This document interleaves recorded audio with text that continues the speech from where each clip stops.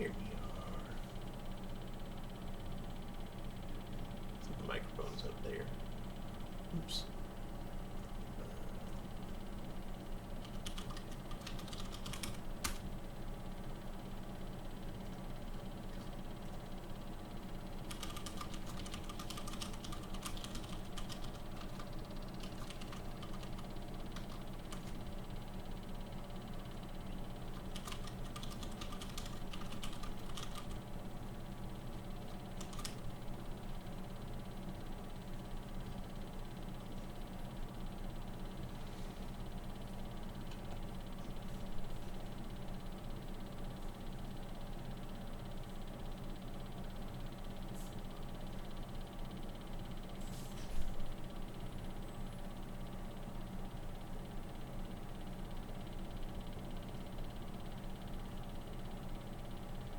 That's not the right channel. There we go.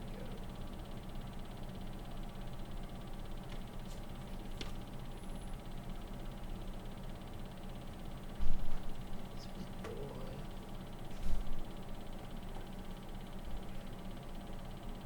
Sweet Emerson.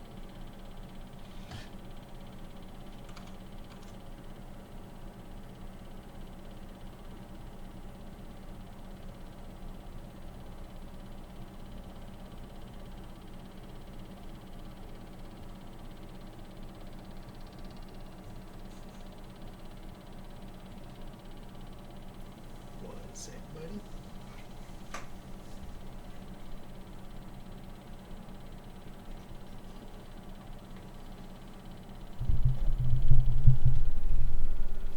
Ah, shoot.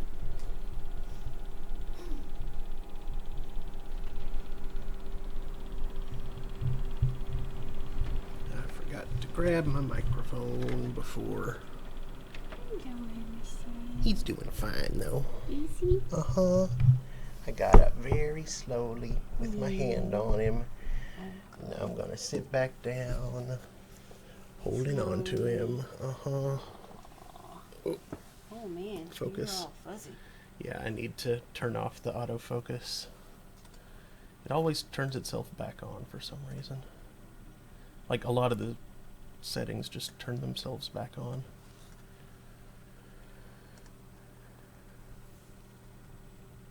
Aww. Oh, you sweet boy. Uh-huh. Is the light there on one tick or two? One. I'll... Want a second tick? Yeah, I'll get it. There.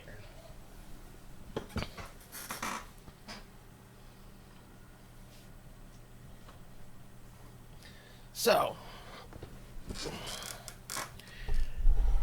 Hello, Internet. It is 2:26 p.m., starting a bit late today, on Thursday, March 1st, 2018.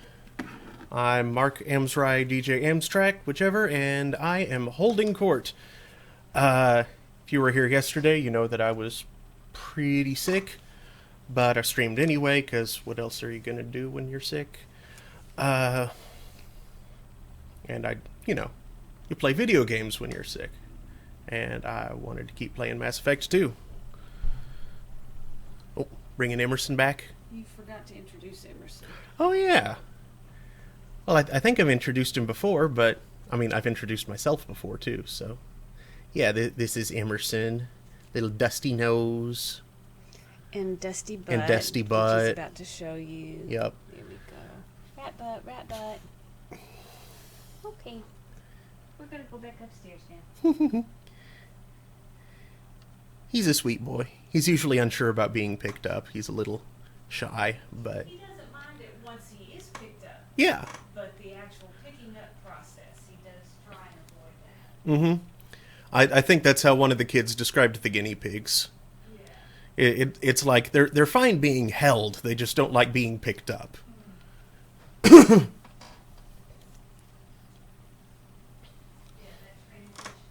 Mm-hmm.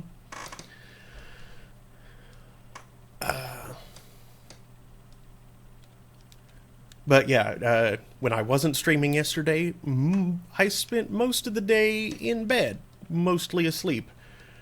So I don't doubt that helped me really kick that fever's ass.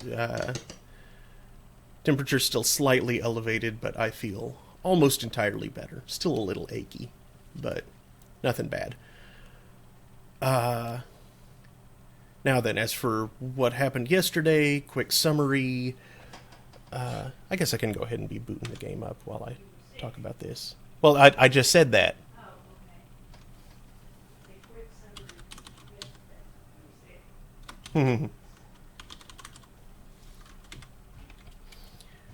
I did the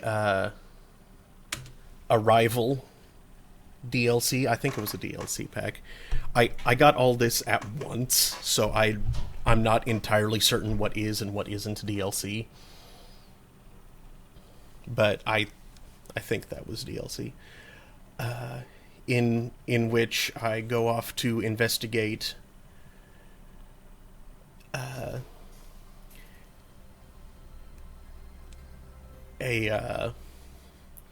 an Alliance special operative and also old friend of Admiral Hackett, who has been apprehended in Batarian space, and find out that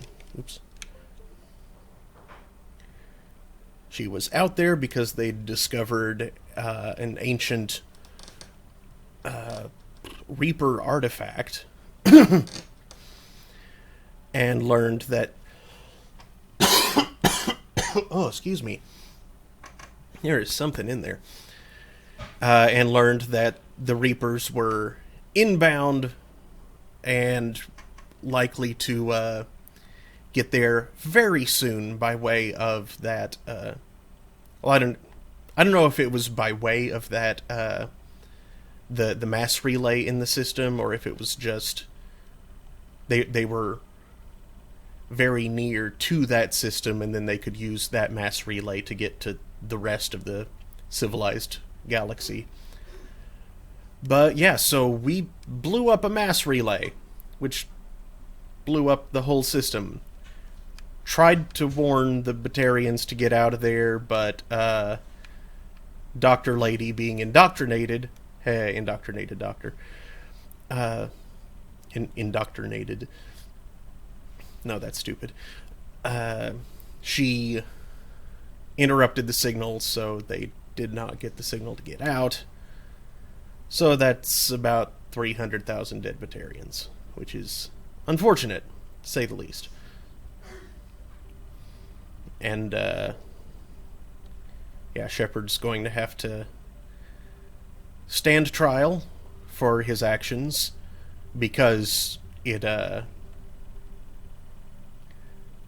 led to the deaths of so many Batarians, and yeah, the Batarians and the Alliance aren't on great terms to begin with, so to prevent a all-out war from happening, yeah, I'm gonna have to just take that hit. Or Shepard's just gonna have to take that hit. But that's fine. We can totally stand up in court and honestly say that what we did was for the best.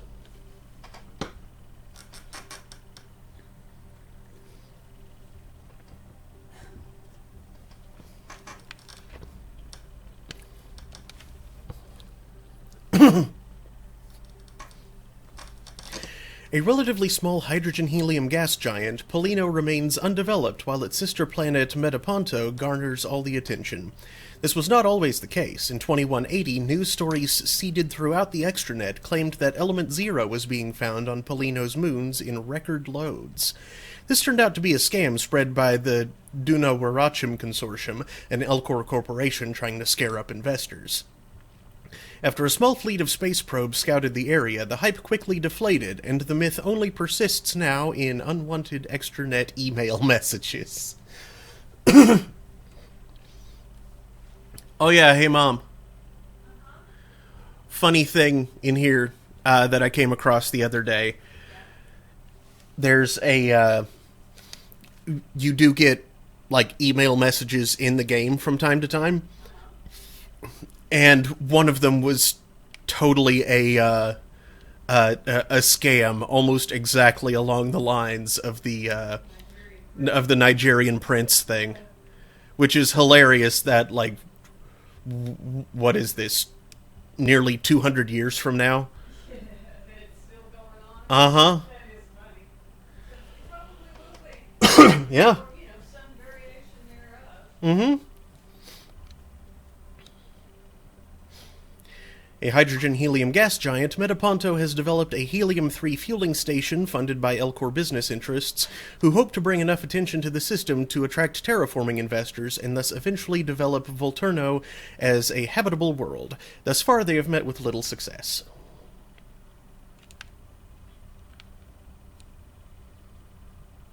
Eh.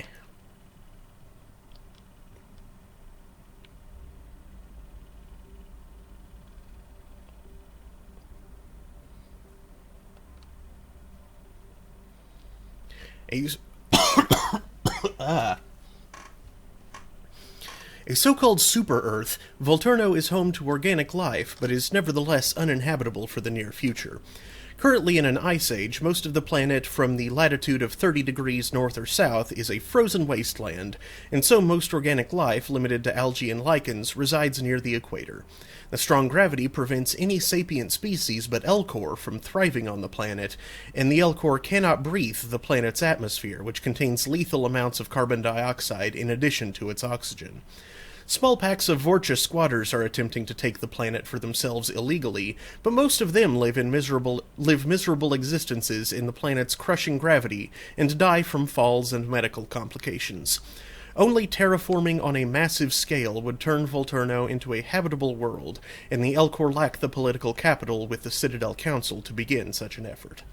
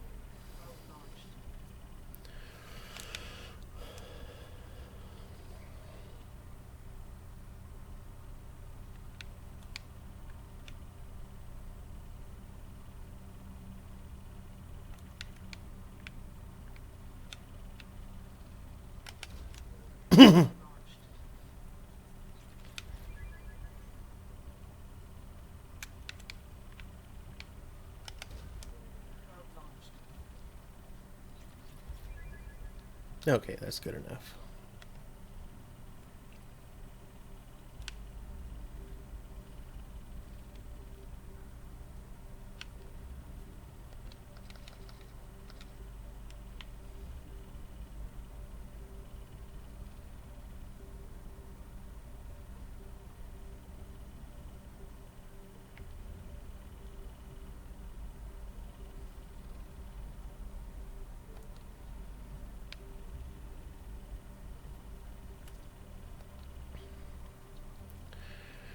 While the ice mines of Vientel make a great deal of profit from ships passing through Faya's mass relay, the real money is made at Hito. As the only gas giant in the Faya Gateway system, Hito is heavily developed by rival helium-3 mining concerns.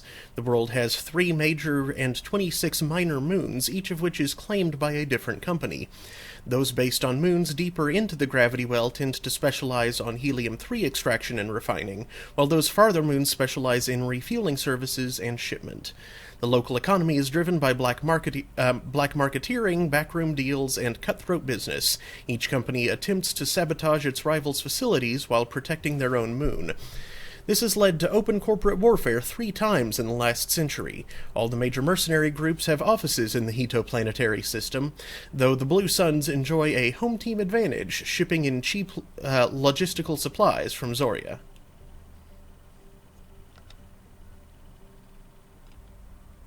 Okay. Nothing worth getting there.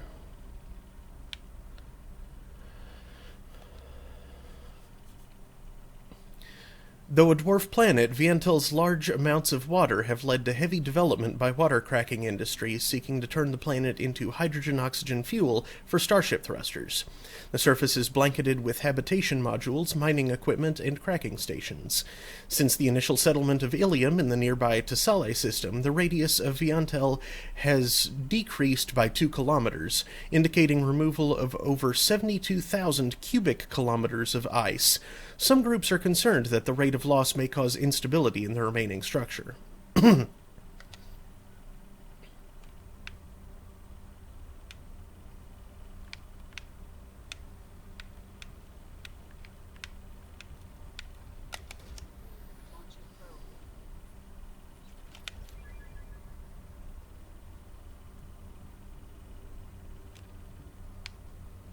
Whoa.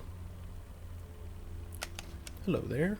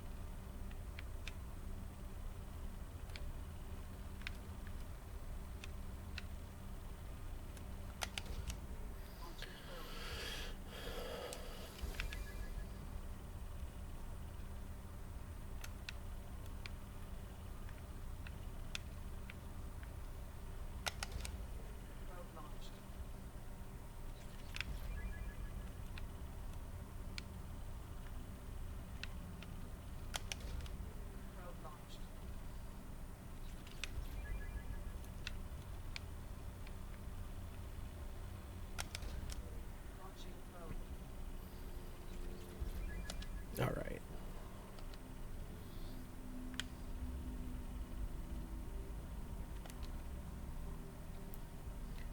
Imain is a Imain. Yeah. Imain is a small cratered rock. Its crust contains various light metals, though none in any concentration worth the trouble of mining. While the rest of the Faya system has seen extensive industrialization, Imain lies fallow. And yet, rich.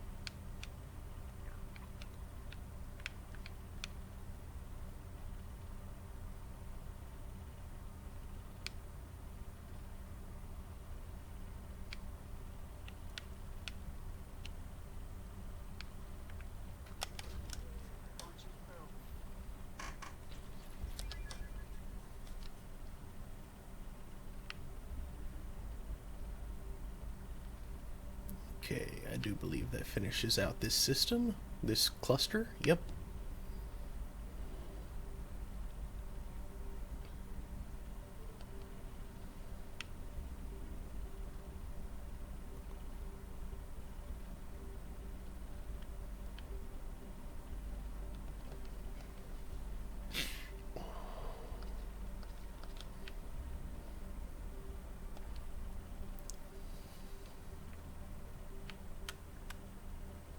Okay, I've barely explored the Eagle Nebula.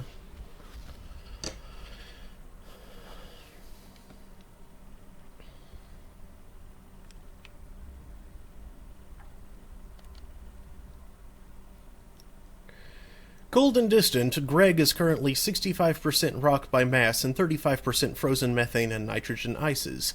In the planet's summer years, these percentages change as the sun heats its ice and it evaporates into a thin atmosphere.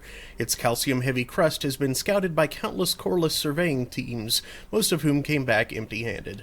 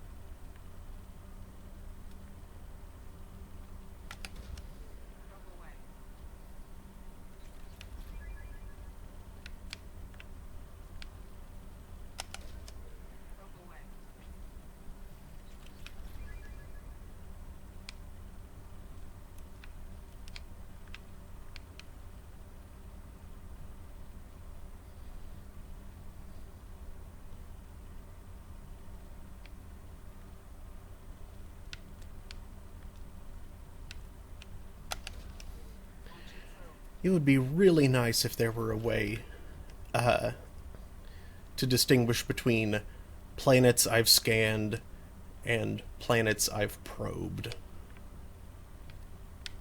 As a way to tell, I've looked at all of these. I haven't reaped the contents of all of these.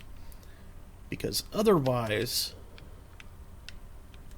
because if that wasn't the case, or if that were the case, excuse me, I wouldn't be doing all of this right now.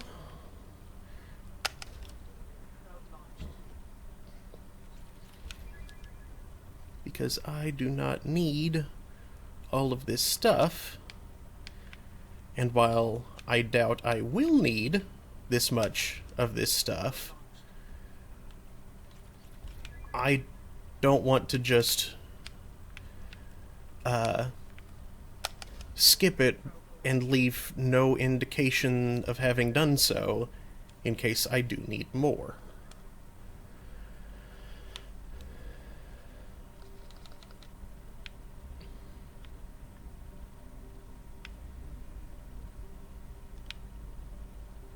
Okay. Osalri, Covus Solarian Fire Maiden, is a boiling hot dwarf planet close to the G-class star Ymir. Too hot for lucrative exploitation, its only satellites are defunct solar arrays destroyed by pirates long ago.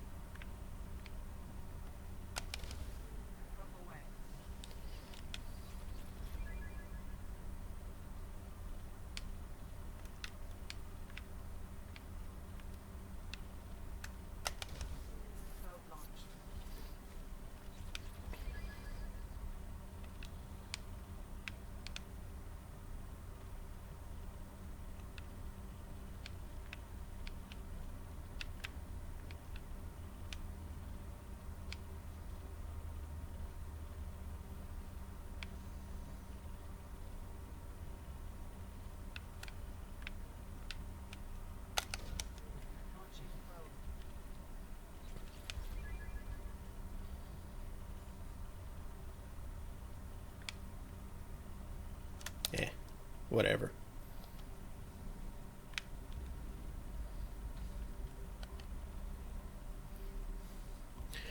A hydrogen-helium gas giant, Quotus is used by countless spaceships to discharge their drive cores after coming into the system. Commercial vessels restock on their supplies of helium-3 from one of its many orbital platforms. Travel advisory: piracy at helium-3 refueling stations is common in the Amir system. Visitors are encouraged to use the escorts provided by the Corliss security fleet to and from the system's mass relay. To prevent escort fraud, always ask for identification from the escort ships and compare them to those found on the Corliss security fleet's extranet sites.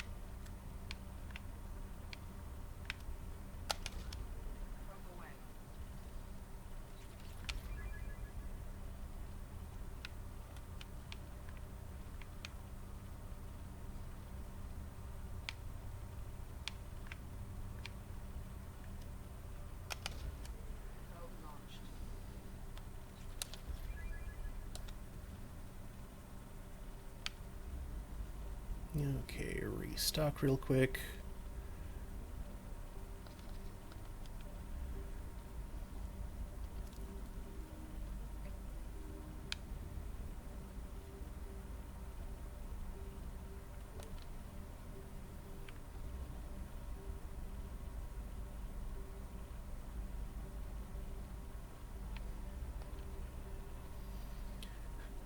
A large hydrogen-nitrogen gas giant, Island Wind, is named for the sweet-smelling land breezes that come off of the archipelagos of Kajay in the evening.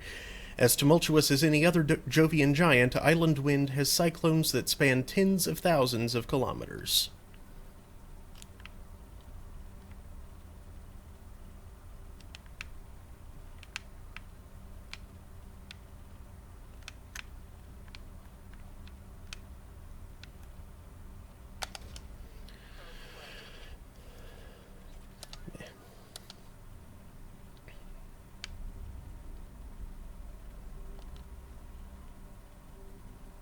A hydrogen-helium gas giant believed to be an extrasolar capture, First Land is home to many space stations supporting the ubiquitous refueling platforms. A thriving community of Drell and Hanar make their homes in orbit here, giving the solar system's robo-miners somewhere to go when the 50-hour days and nights are driving them mad.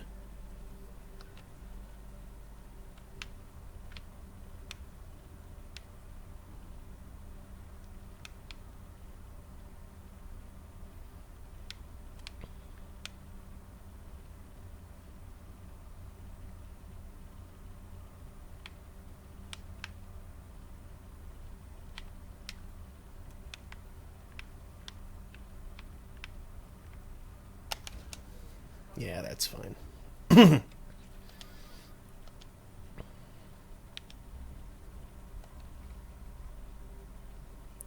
Despite the name, Murky Water has yet to show any signs of having water whatsoever.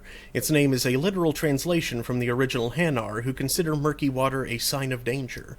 Murky water has a hazy, crushing atmosphere of carbon dioxide and methane, which brings the surface heat to boiling levels.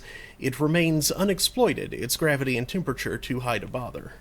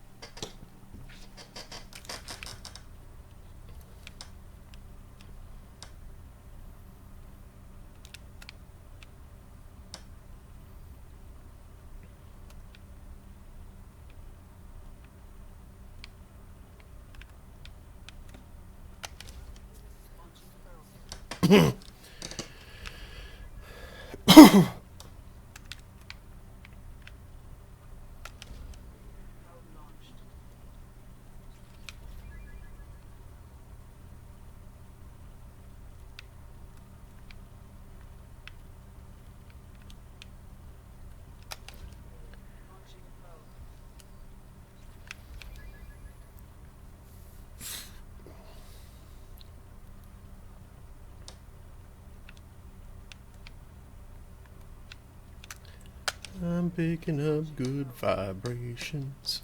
Mineral exploitation.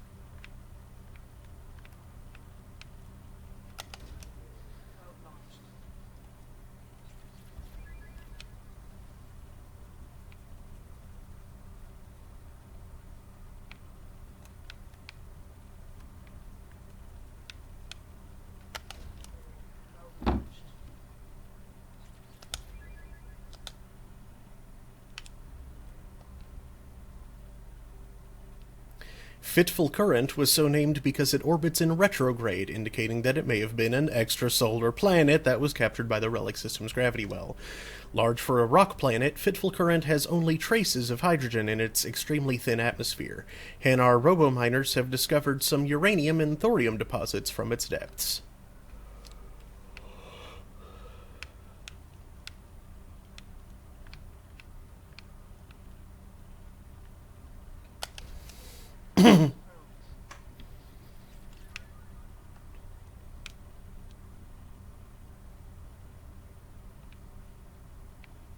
Ooh.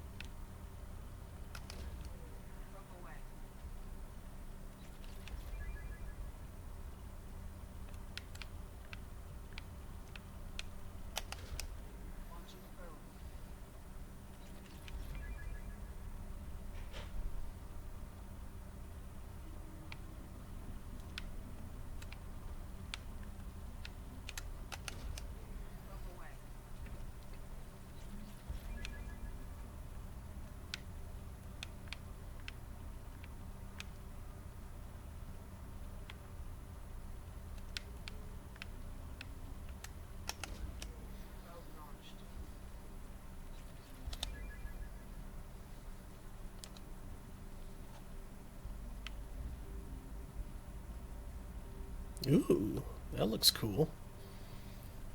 A hydrogen-helium gas giant, Praying Mouth is a ship-killing enigma. The Bermuda Triangle of the Terminus systems, there are many theories why ships never return from there. Undetectable space debris, old disruptor torpedoes and magnetic mines from a long-forgotten war, even miniature black holes. But what is clear is that too many ships have been lost there for it to be happenstance. Travel advisory: due to the large numbers of ships lost when attempting to discharge their drive cores in Praying Mouth, the relic system highly recommends using First Land's complementary discharge stations instead.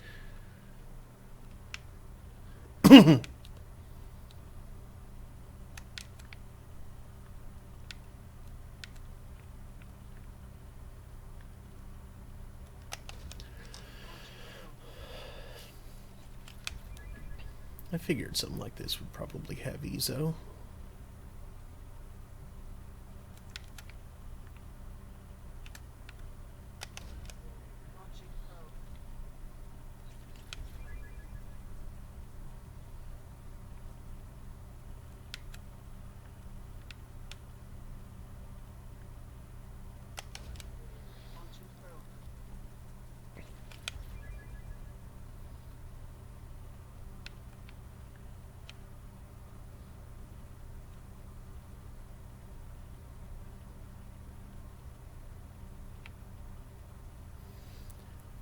I wonder if the EZO deposits on this planet are just like the remnants of crashed vessels, mass drive cores.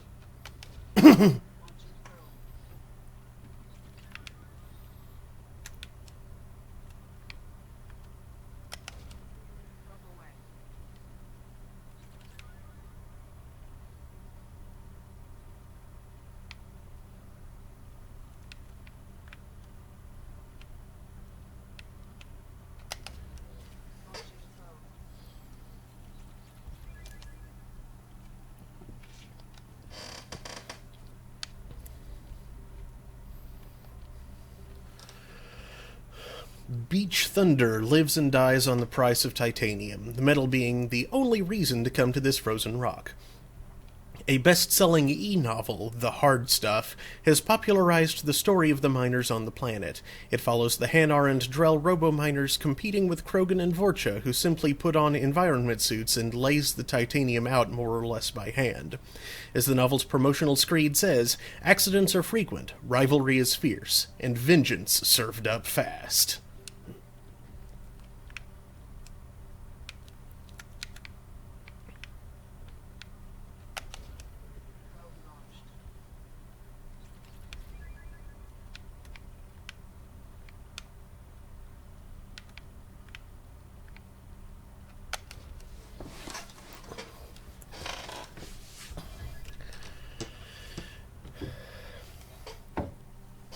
The planet's name just makes me think of Tropic Thunder.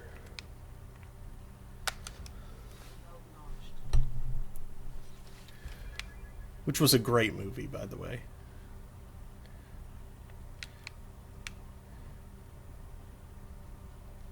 Like, from the outside, it looks dumb as hell. And several of the characters are dumb as hell. But it is straight up Hollywood satire. And it is beautiful.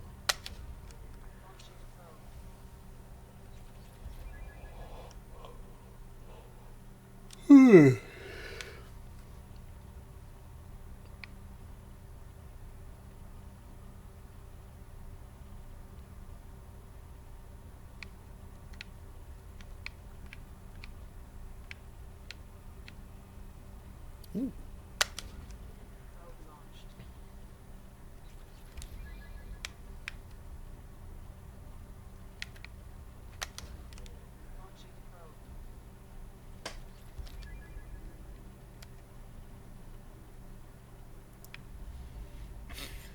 Alright, what remains? This little guy.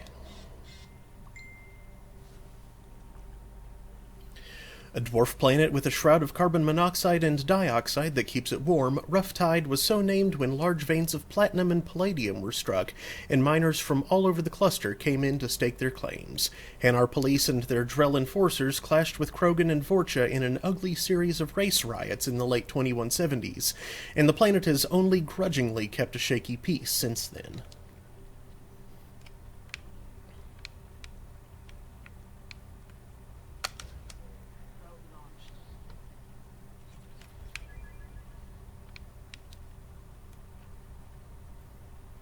Well, let's just steal what they're fighting over then.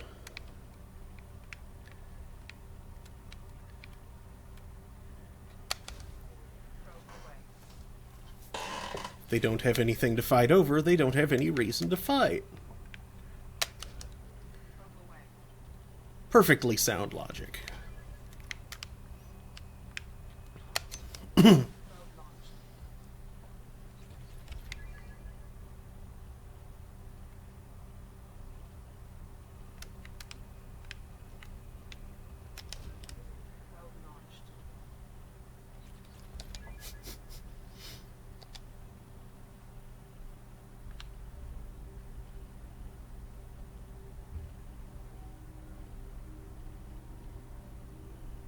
I hear sirens.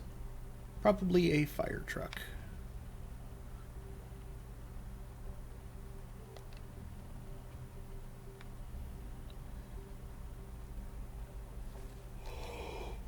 Yeah. A small hydrogen-nitrogen gas giant, Bast and its moons served as the Eclipse Mercenary Company's fallback position after their defeat on Nith. What a Nith name. Once they had gathered their strength, they leaked a false position to the Nehesset Consortium to lure them into a trap, which devolved into a pitched battle. Both sides claimed victory. Nehesset lost more ships, but could afford the setback in a way Eclipse could not. And poor resources. Anything worth grabbing? Looks like no.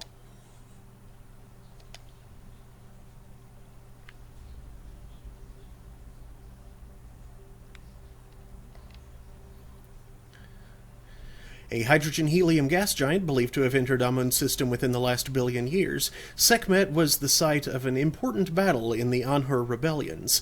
When the Eclipse Mercenary Company sought to capture the refueling stations to deny the rebels supplies, a fighter wing hiding in Sekhmet's rings ambushed them.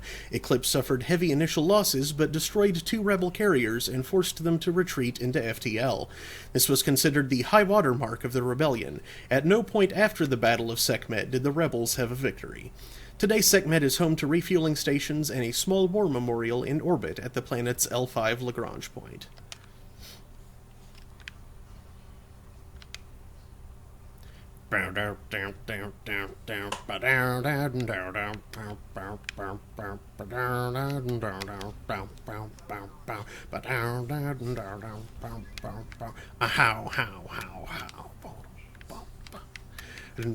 Every time. Most every time.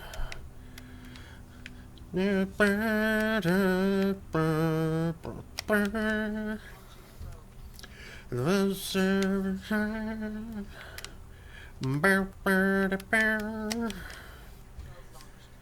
No, I'm a business saying.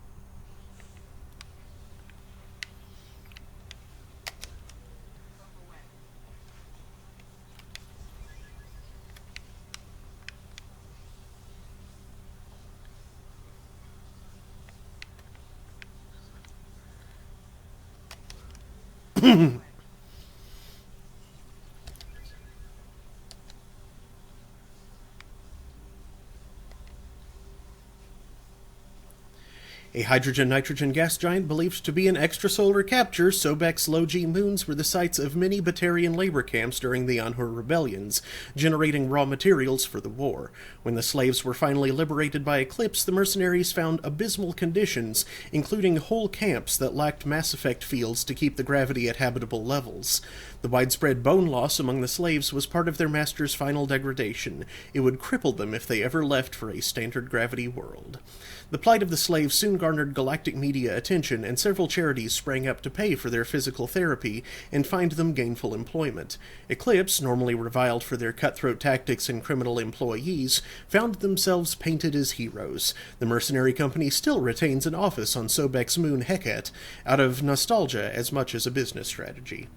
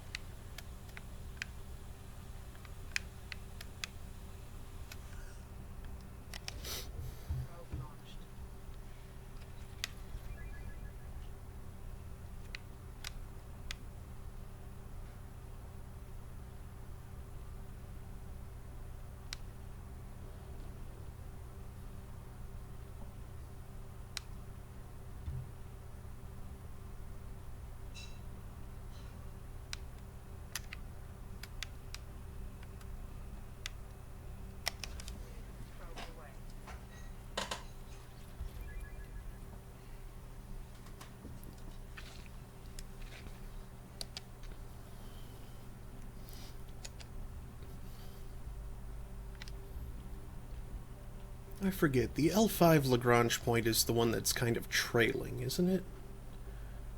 Or is that like the L3? Or 4?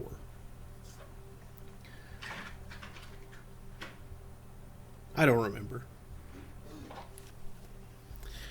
A garden world with heavy populations of humans and Batarians, Anhur was home to one of the ugliest violations of sapient rights in modern human history.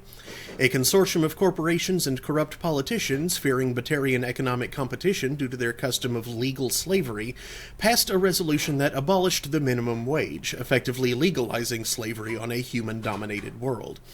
Opponents of the motion quickly turned to activism and violence. A civil war erupted as one side sought to end slavery throughout the system, and another primarily Batarian faction called the Nehesit sought to keep the slaves they had. The Anhur rebellions raged from 2176 to 2178. The Nehesit had a significant advantage in ships, labor, and weapons, forcing the Anhur militias to hire mercenary companies to even the odds. In the end, the abolitionists won out, though at the cost of much of their infrastructure. Though Anhur today still has significant natural wealth, it is economically depressed, save for the reconstruction industry. Capital, New Thebes. That does not surprise me. Everything in this system is Egyptian.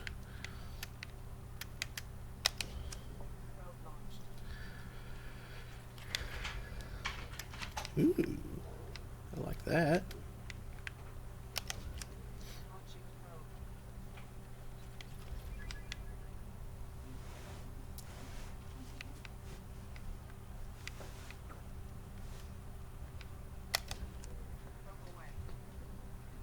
You need to finish that 2-liter root there.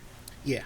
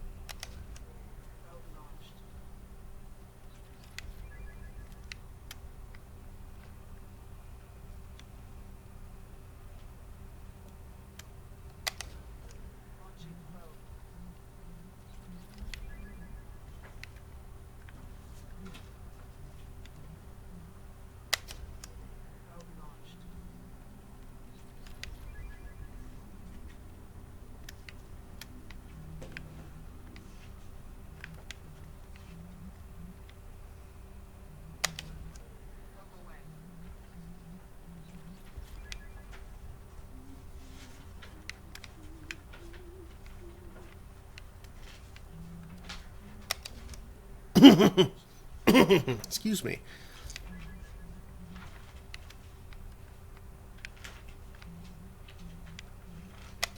And last probe. That'll probably bring it down to poor. No, okay. Well, was that the last planet in the system, though? No, it wasn't. Dang it. Well, back to the mass relay.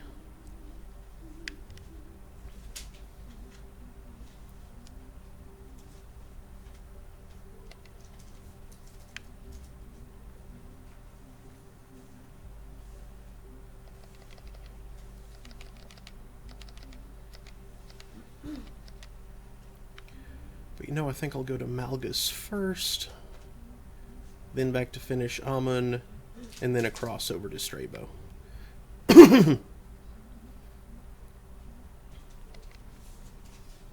Oh, there's hardly anything here. That works out.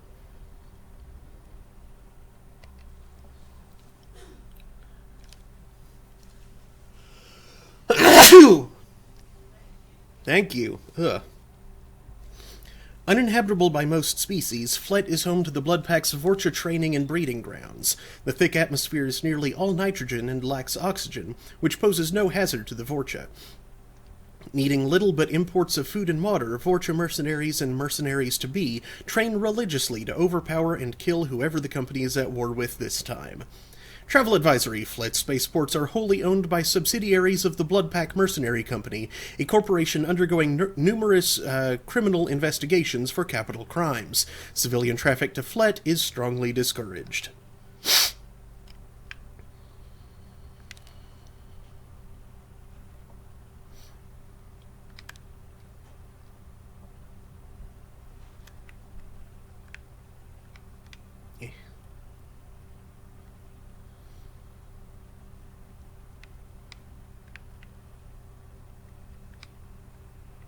Here we go.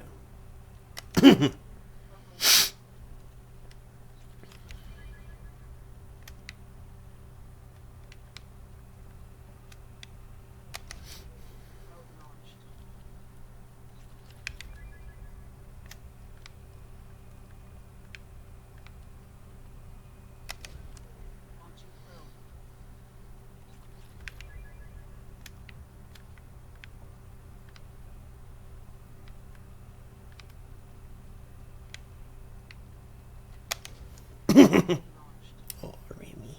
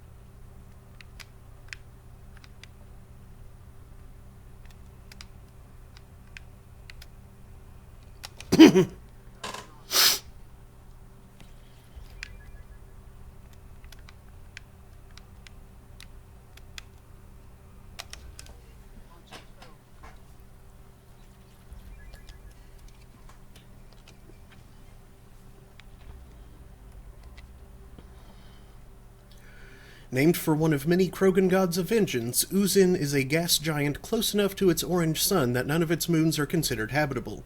Its composition is largely hydrogen and methane, with traces of xenon that the Krogan collect for use in ion drives. Uzin is well within the frost line, where gas giants usually do not form, leading astronomers to believe that its orbit used to be further from the star. If so, this would indicate a seriously unstable orbit, and the planet may plunge into its star within a few million years.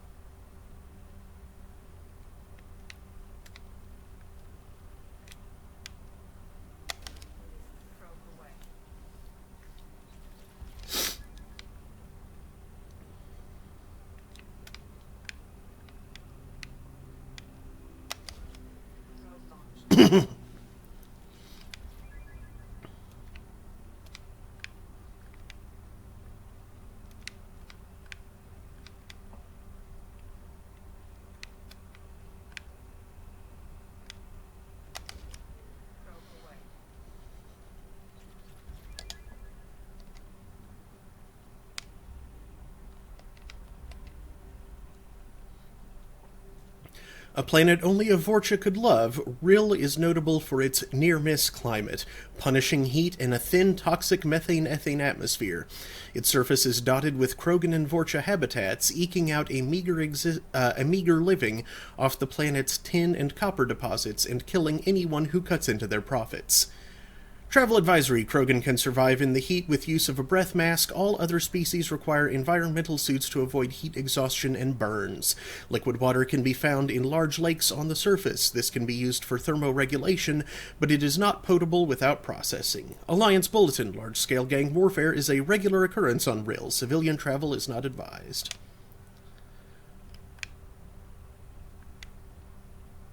No anomalies on this one?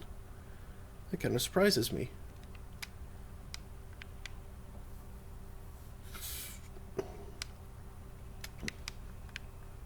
especially with those advisories.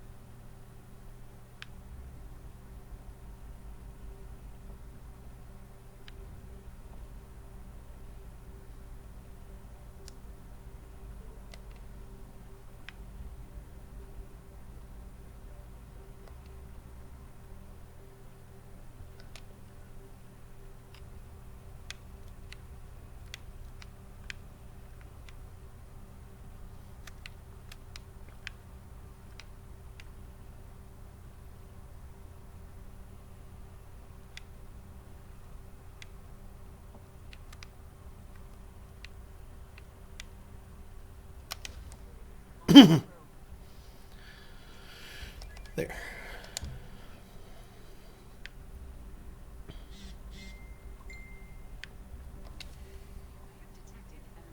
There we go.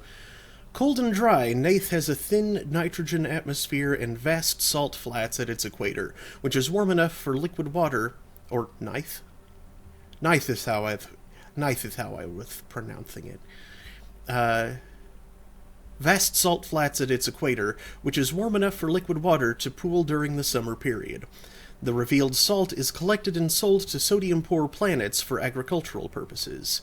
During the Anhur rebellions, Neith was the staging ground for Eclipse ships, and was the site of their first defeat, when enemy Nehesset surprised and routed them with a superior force.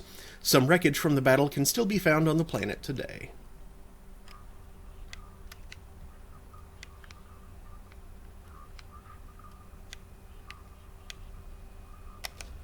Translation error, status of system, something something.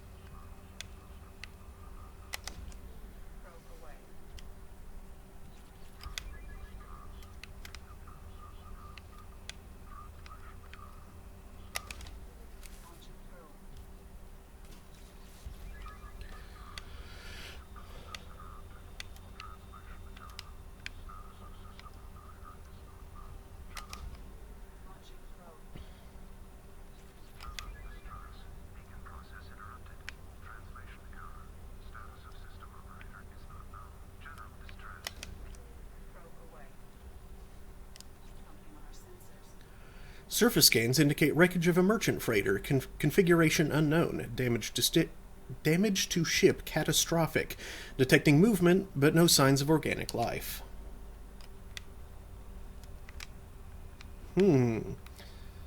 So, synthetic is what you're saying. I know who I need to bring.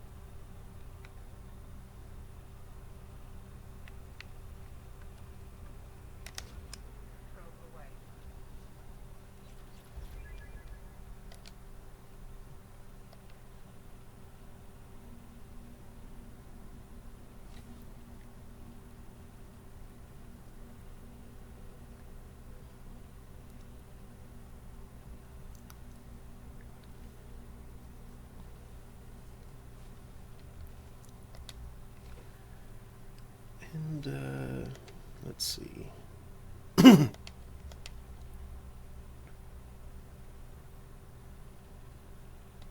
Yeah, he's good at, dealing with machines. He is a machine man.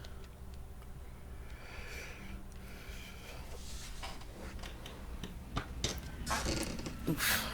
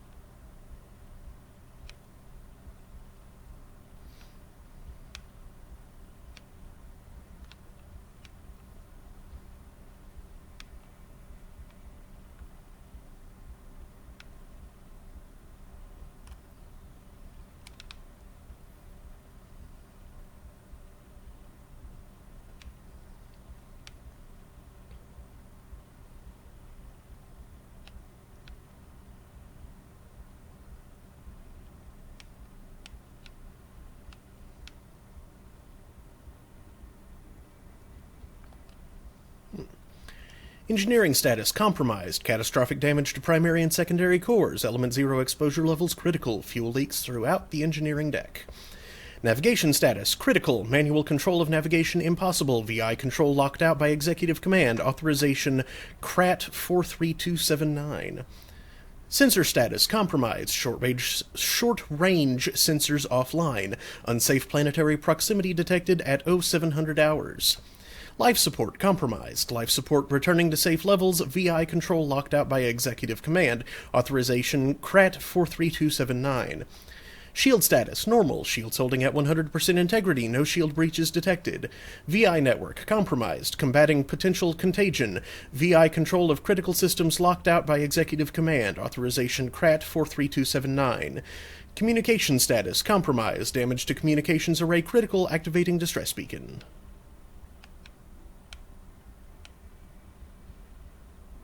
There it is.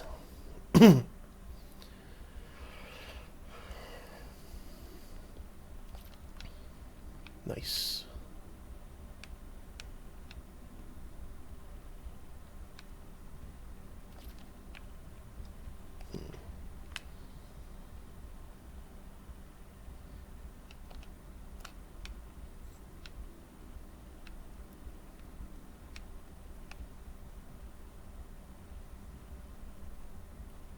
Floating rocks.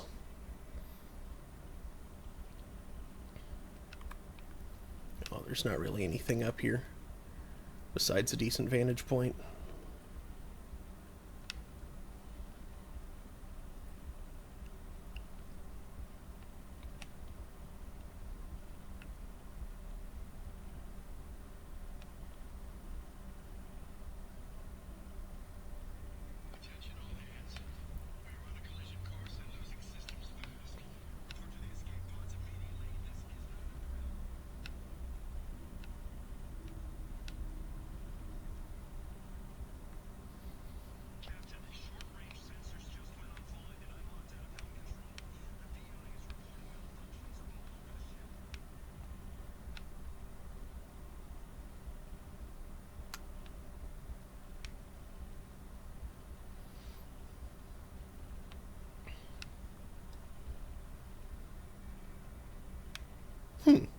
He doesn't have a helmet.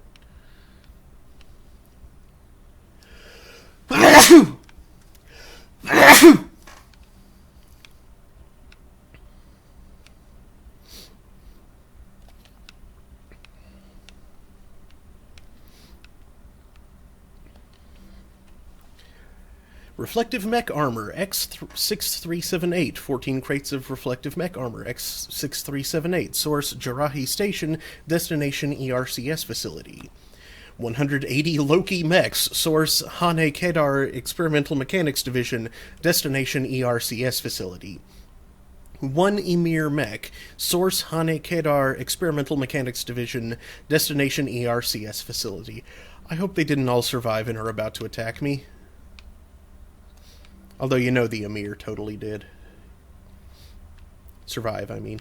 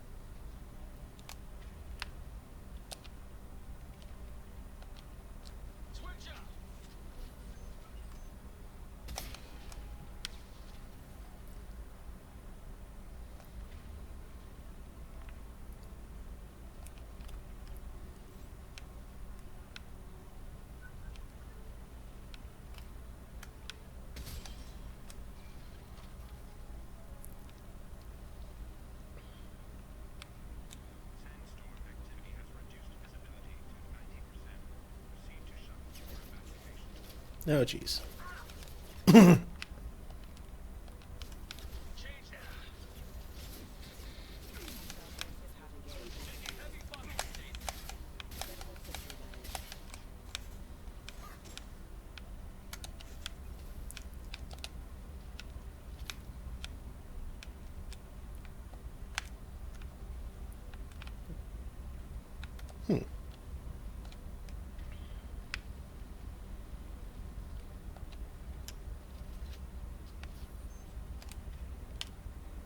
You two. And there's the Emir.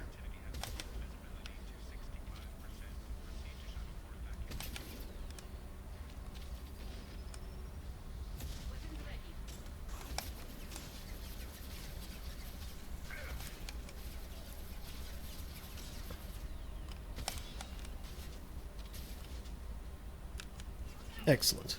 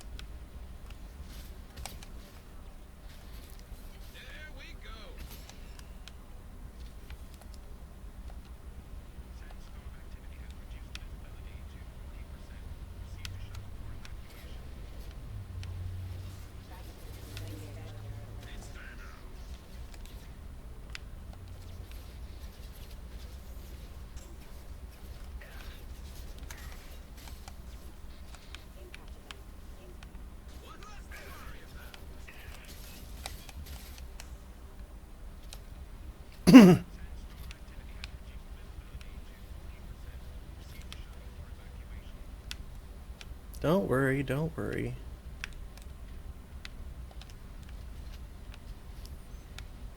Why is it not picking up this ammo?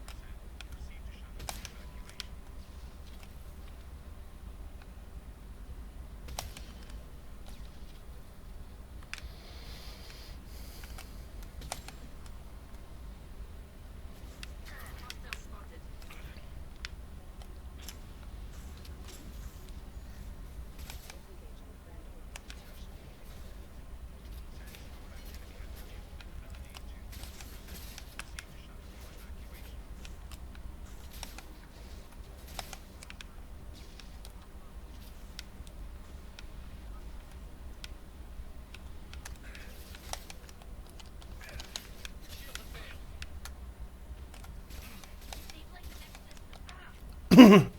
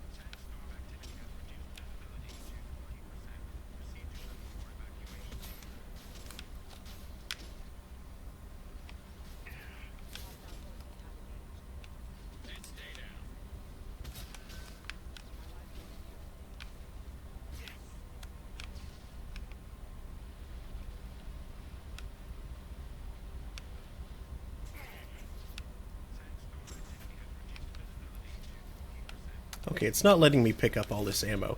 And where are these things continuing to come from? I mean, seriously.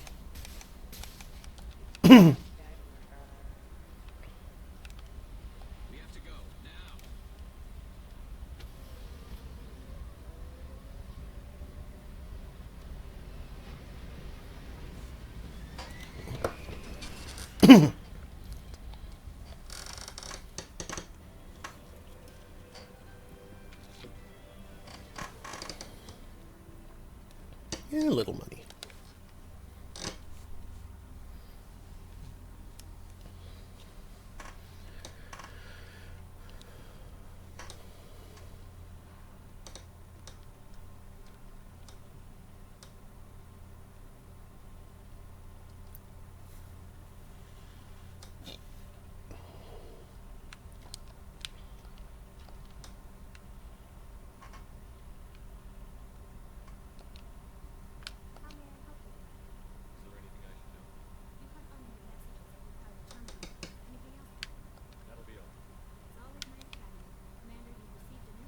You just told me that.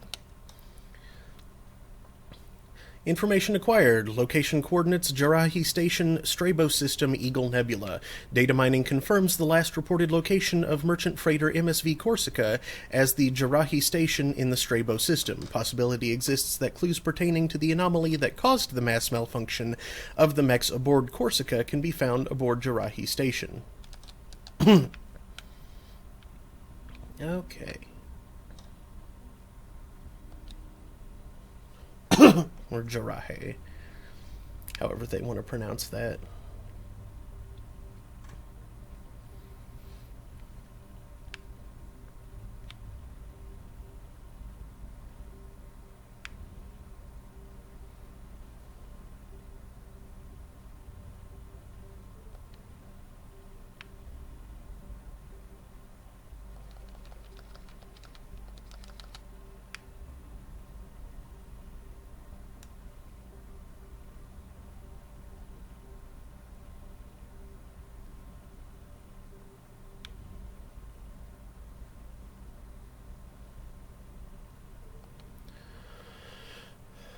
Oh yeah, not much here at all.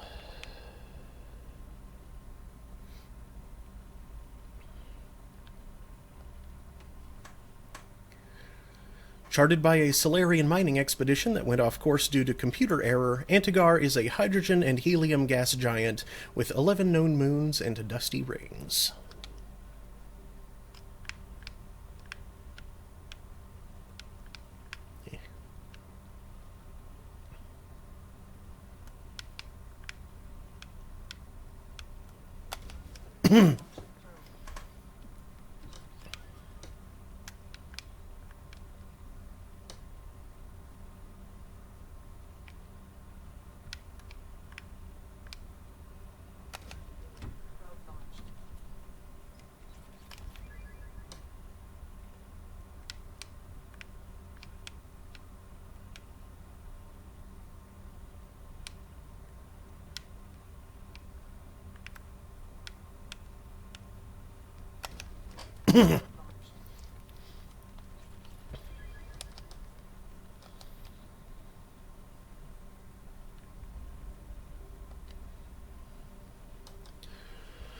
Site intel retrieved. Location coordinates: Jarahi Station, Strabo System, Eagle Nebula. Data mining confirms the last reported location of merchant freighter MSV Corsica as the Jarahi Station in the Strabo System. Possibility exists that clues pertaining to the anomaly that caused the mass malfunction of the mechs aboard Corsica can be found aboard Jarahi Station.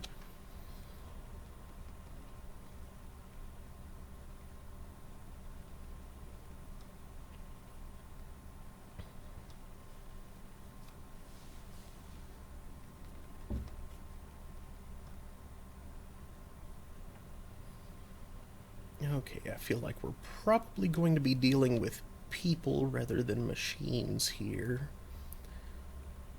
So...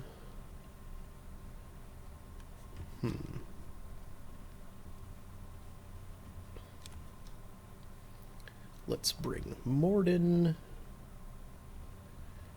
and Jacob.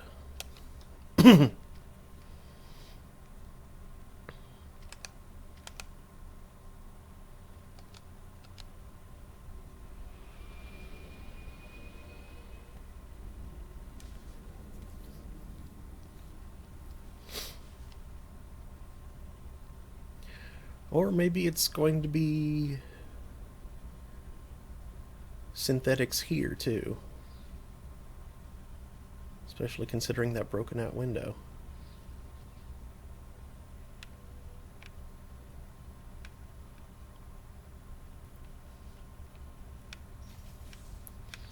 The mission is to escape, but we just boarded. Dr. Galwind, at my suggestion, we have cut power to all systems save critical life support in hopes that disabling these systems will deny the VI the resources she needs to kill us. This is a temporary solution. We cannot last this out on our own. Dr. Taliesin. Or Taliesin. Taliesin.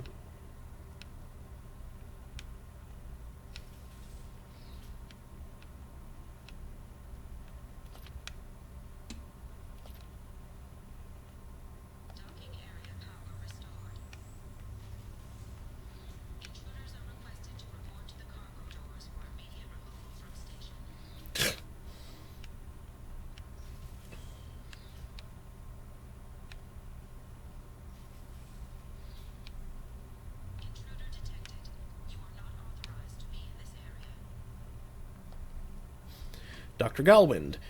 My firm belief is that the VI is paranoid about the possibility of infection. Its current homicidal behavior is likely out of an inflated desire to keep us from shutting it down.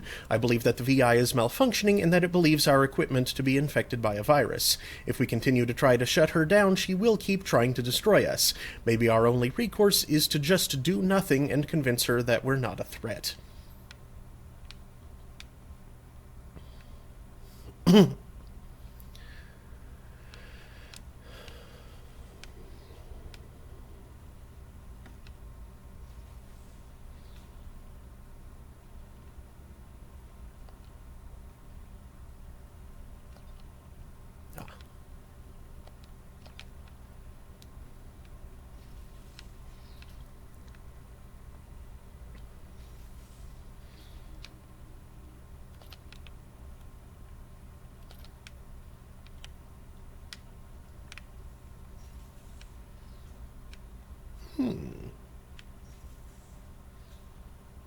Some kind of... Research area power restored. Beam engaged. Testing area has been locked down according to protocol M29-2. Wait a second. Is this going to be a light puzzle? I love light puzzles.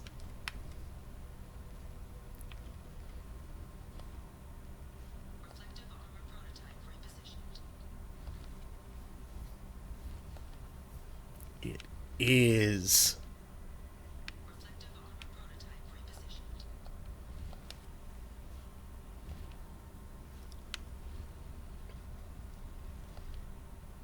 Reflective armor prototype repositioned. Testing area has been unlocked. All personnel take this opportunity to leave the station immediately.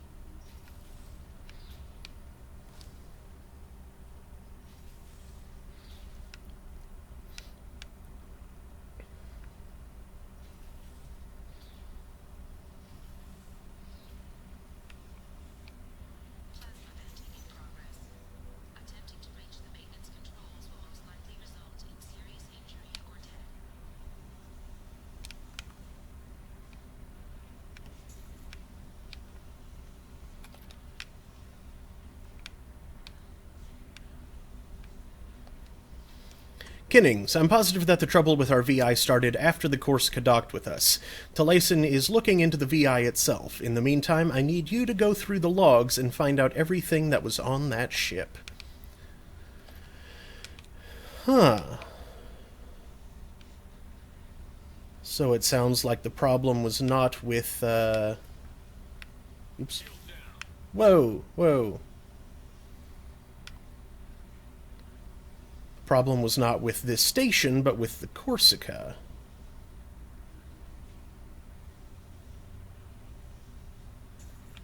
Ah, running, running, running.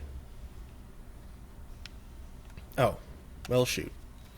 That didn't work so well. Come on, guys, catch up. And don't die while you're catching up. Please.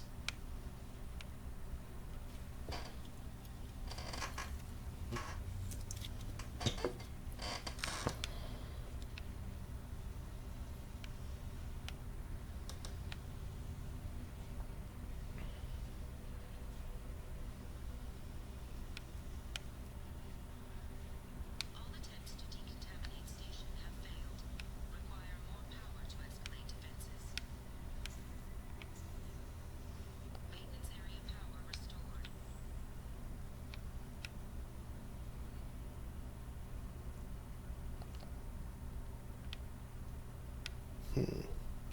Does that shut off the plasma venting? Looks like it. There is a high probability that you or your equipment will infect the station. This cannot be allowed to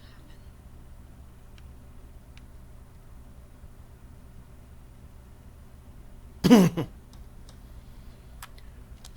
I'm gonna go grab a drink real quick and save the game because it's been a while since I did that.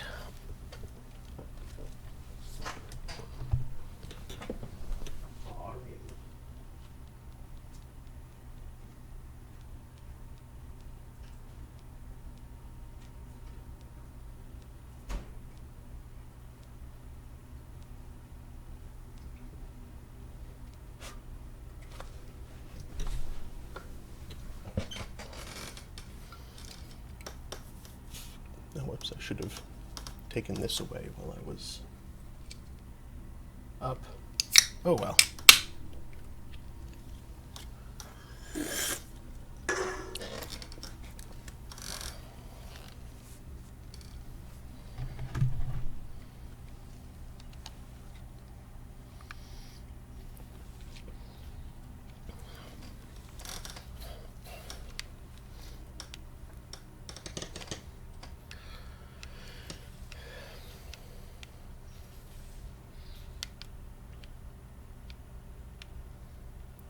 Living quarters or dying quarters?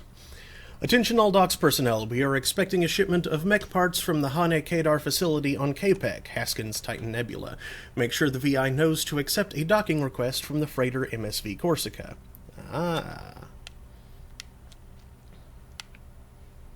That's going to be our next destination here. KPEC, Titan, Haskins, KPEC.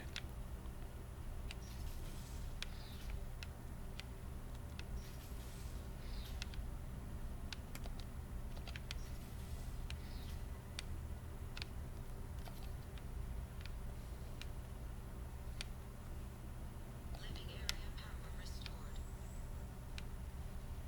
The living area doors have been closed to quarantine a threat to this station. Advise intruders to engage self-destruct procedures to avoid death by starvation.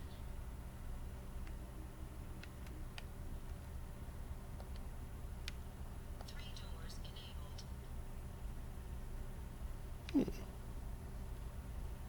Three doors enabled. Three doors enabled. One door enabled. Five doors enabled. Hey, there we go. I don't quite get how that, I didn't quite pick up the pattern.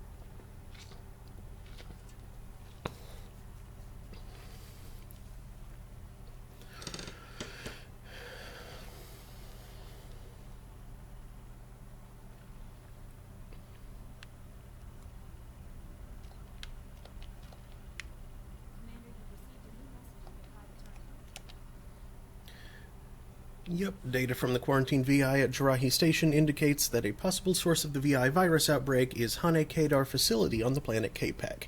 Coordinates have been downloaded into the galaxy map. Thank you.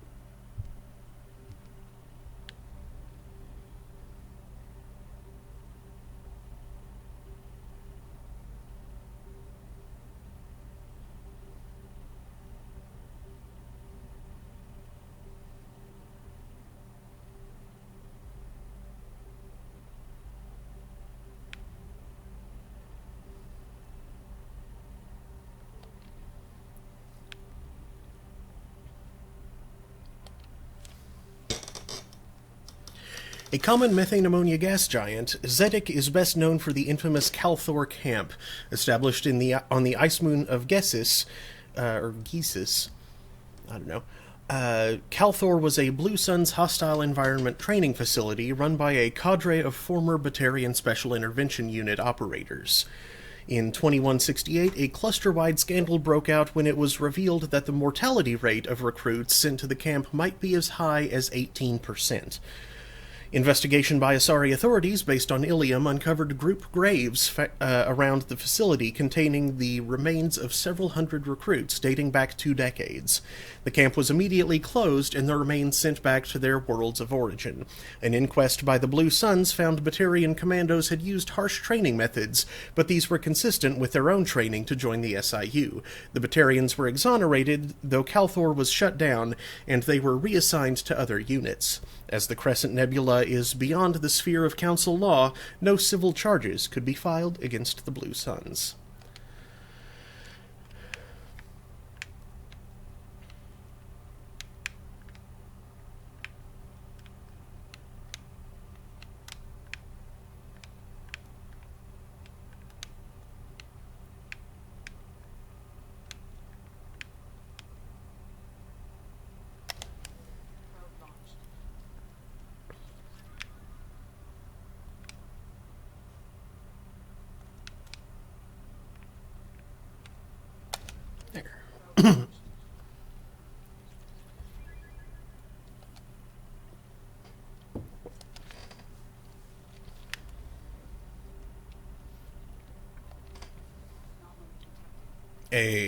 Tereth is broadly Earth-like, with a fatal flaw. It has a relatively high amount of chlorine in its atmosphere, the reason for the greenish haze that becomes apparent when looking at the horizon. Chlorine has become a vital component in Tereth's plant life. As a defense mechanism against native herbivores, many species evolved the ability to release clouds of toxic chlorine when disturbed. This gas is heavier than the atmospheric oxygen and tends to settle in low places. While avoidable, this has placed Tereth near the bottom of the lists for colonization. There are intermittent signals originating in the heart of a large chlorine swamp. They appear to be coded, though it is not impossible that they are garbled distress signals from a downed civilian ship.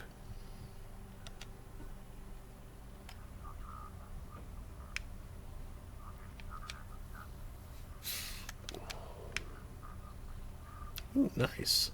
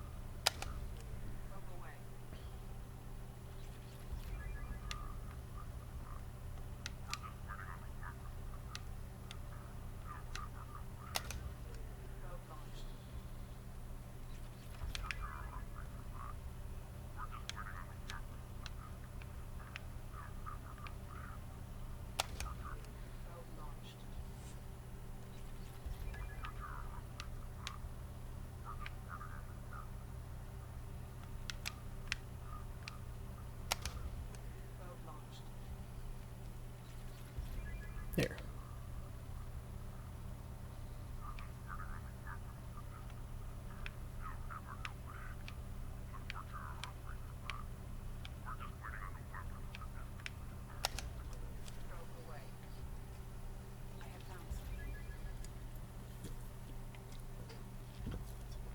Anomaly detected. Preliminary scans indicate a high-powered communications relay on the planet. Communications match known Bloodpack mercenary protocols. A concentration of Krogan and Vorcha signals are massed inside what appears to be a mining operation. Life signs detected. Unknown species. Advise caution. Oh, okay, that did bring it down to poor. Very good.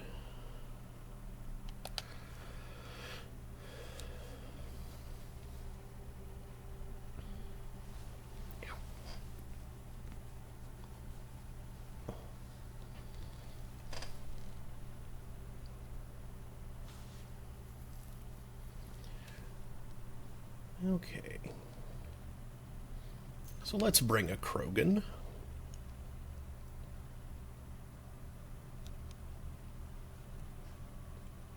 And a stealthy stealth.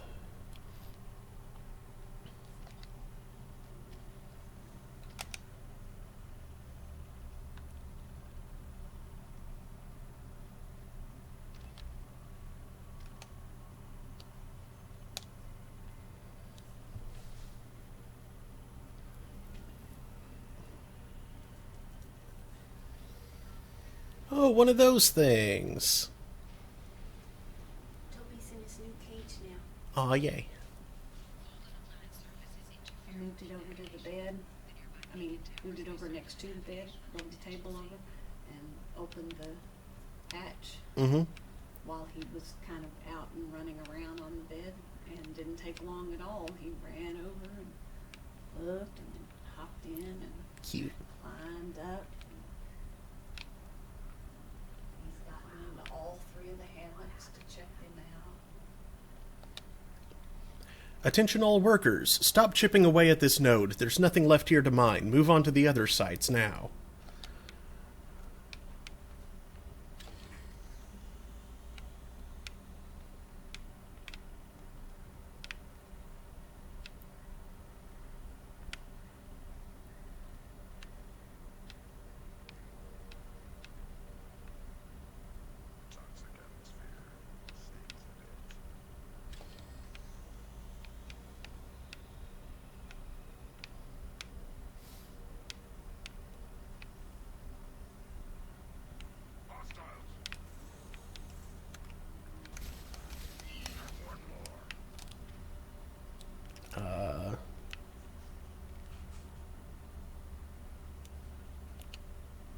Switch to incendiary ammo.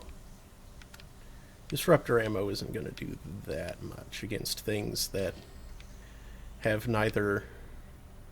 against biological things that don't have shields.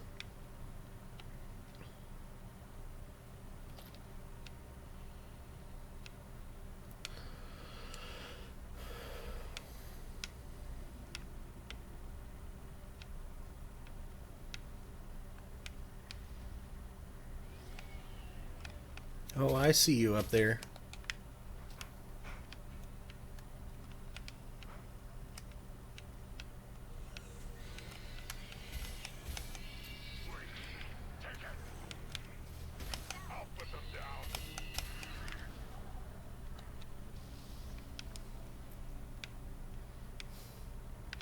Okay, maybe bringing the charger in to fight things that explode when they die wasn't a great idea. but I didn't really know what to expect, so meh. Not my fault.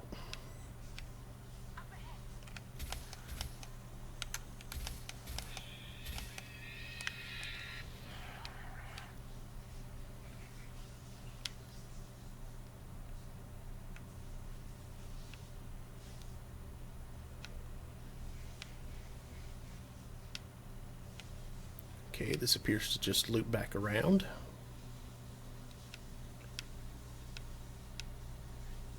Bah. That was weird.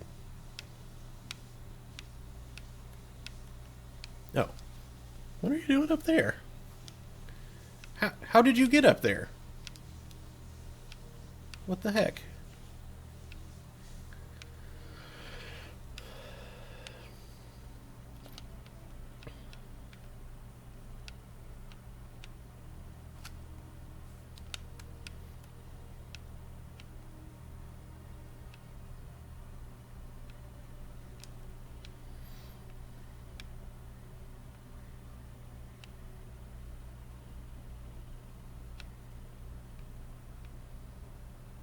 Wait. That... Getting turned around. I'm so confused. Is this like the Lost Woods?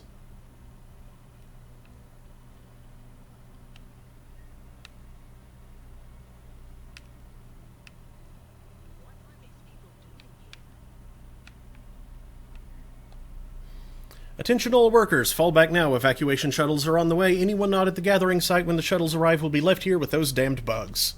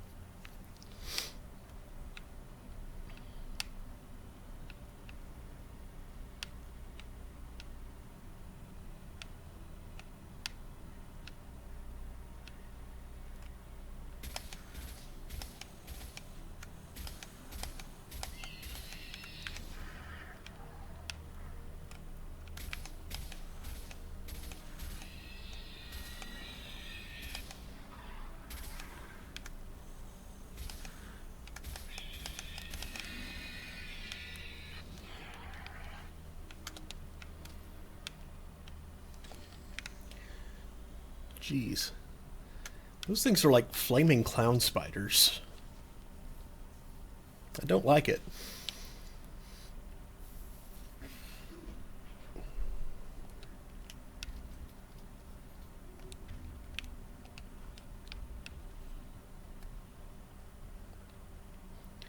I can't get any more Vorcha from Omega. Garm has his own problems. You're going to have to man up and deal with this on your own.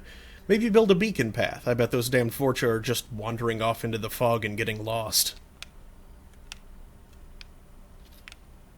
Yeah. That's it precisely.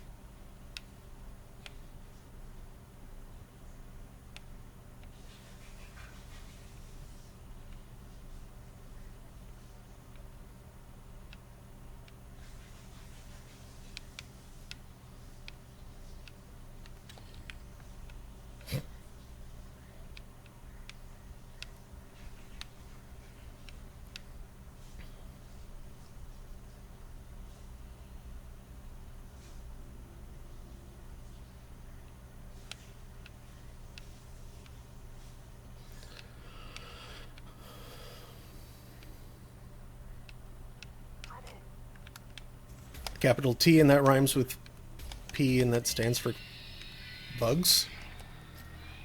Ah, another one.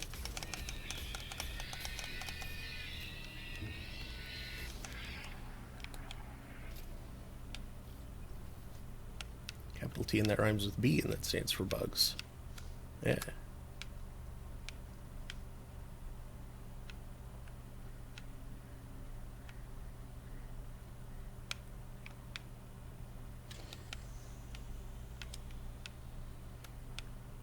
Now what's up this way?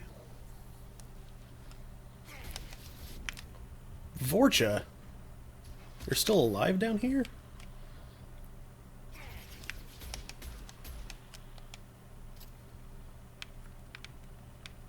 Guys?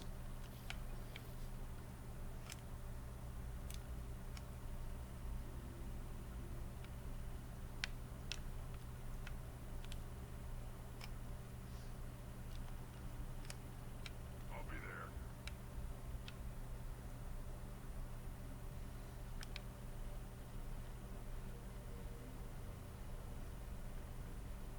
Yeah.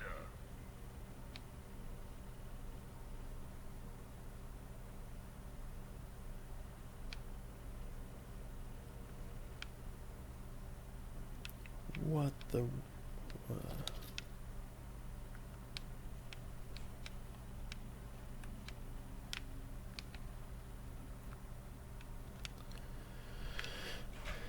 Where the heck is Kasumi?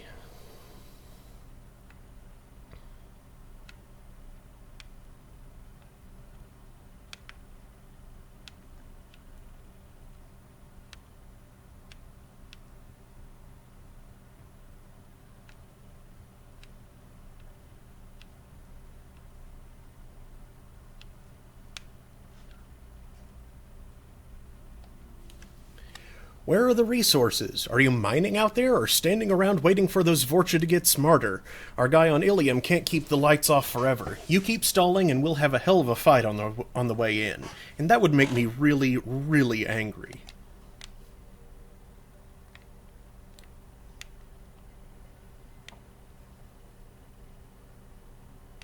There you are.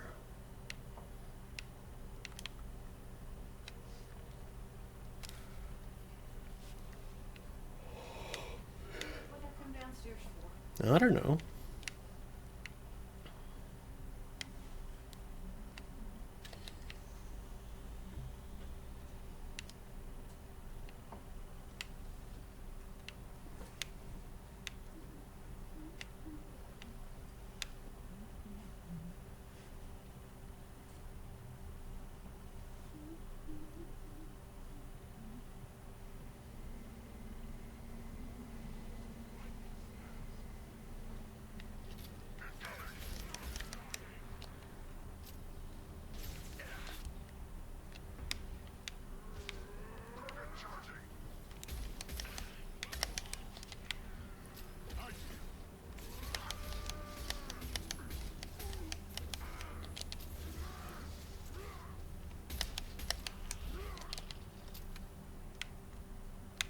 Well, that was easy.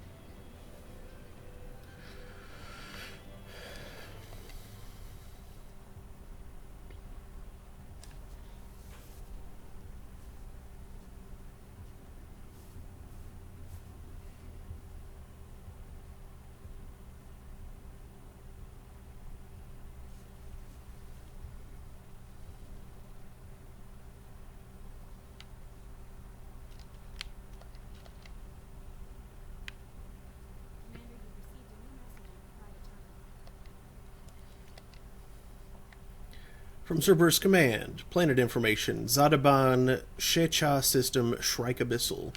We have decrypted and analyzed the data you recovered from the relay on Tarith. The resources mined on Tarith were being sent to Zadaban, presumably for use in weapons manufacture. It's clear that the Blood Pack is planning a large-scale invasion. Disrupting the operation on Zadaban will go a long way toward delaying or preventing this invasion.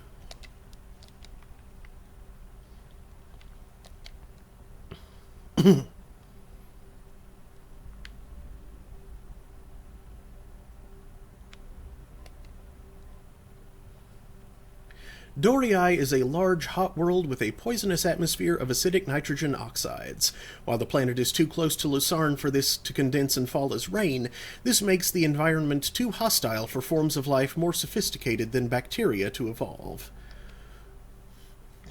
Excuse me.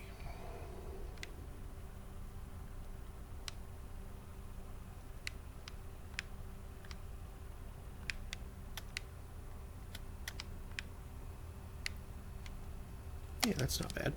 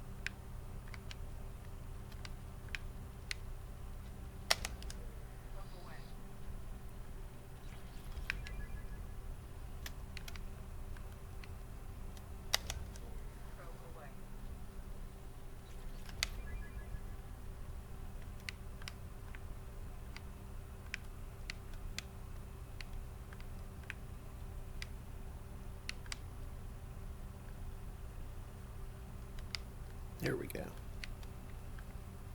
Knew I'd noticed a spike somewhere around here.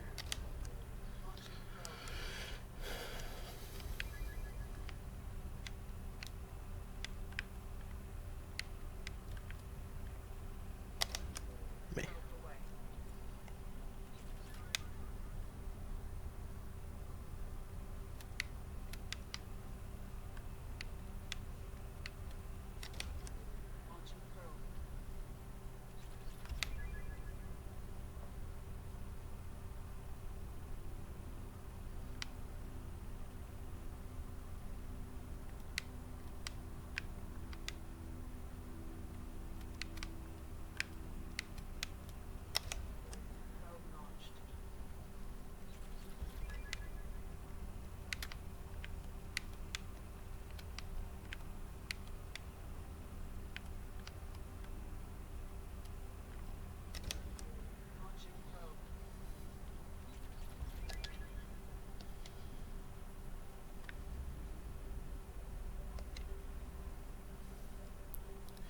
Utanta is remarkably close to Earth. Its orbital distance is similar, and while slightly larger, its reduced density yields similar mass, atmospheric pressure, and gravity. There the similarities end. For Lucerne is a hot class F star, emitting over 8 times the energy of Sol. Utanta is a parched wasteland, its water long since boiled away into its nitrogen carbon dioxide atmosphere. A handful of mining outposts dot the hellishly hot surface. The crews remain in underground bunkers, sending remotely controlled machines out at night to do surface work and load cargo for shipment.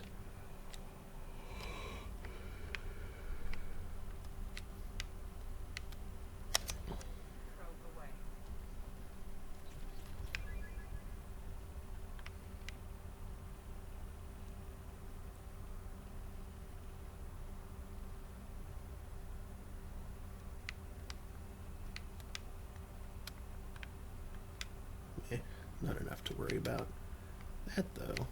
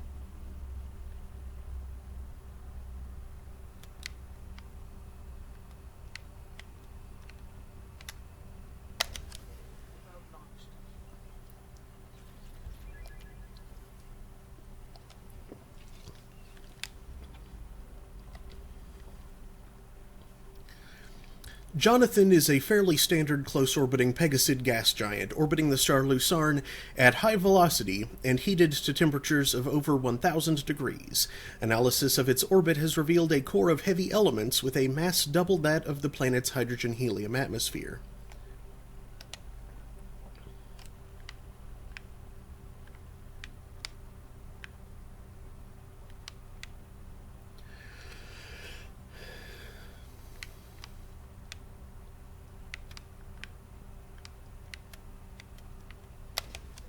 Probe launched.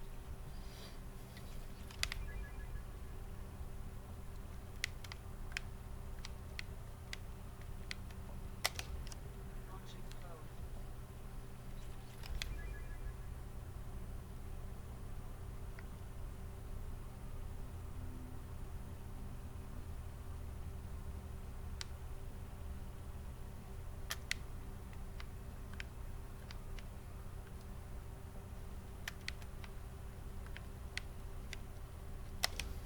Launching probe.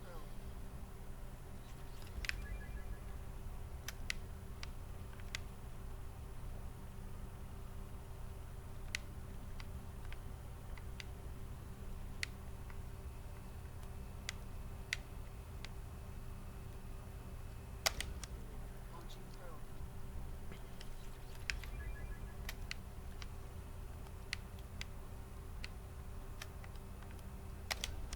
Probe launched.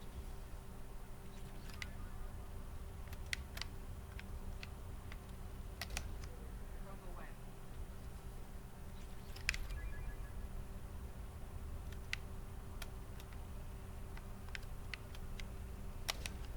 Launching probe.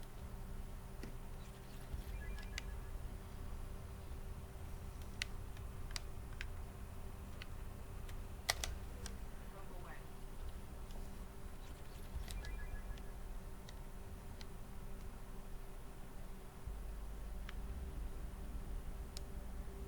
Okay, so that's all here. What other systems are there? That's right, there's two more. I was going to go to Ondest first.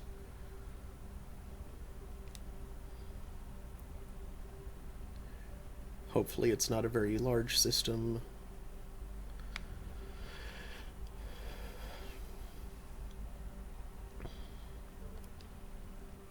Oh yeah, that's fine.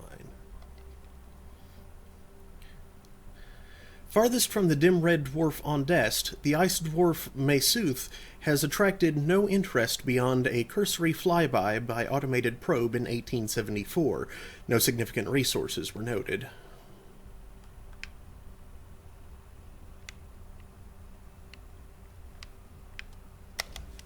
Launching probe.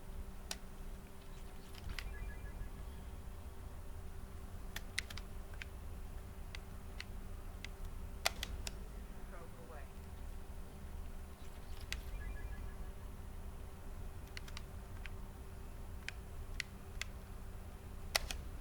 Launching probe.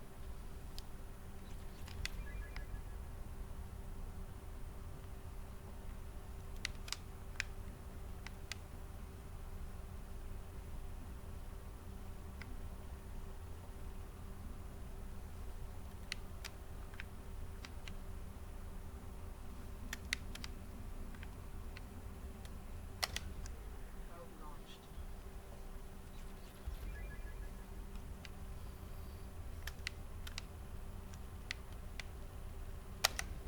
Probe away.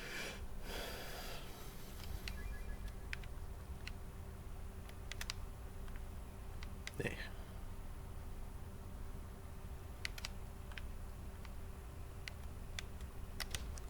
Launching probe.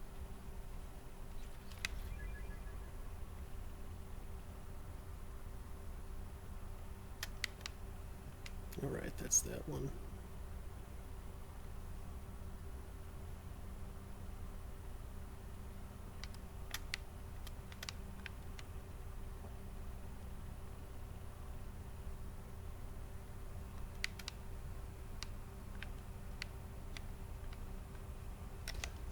Probe away.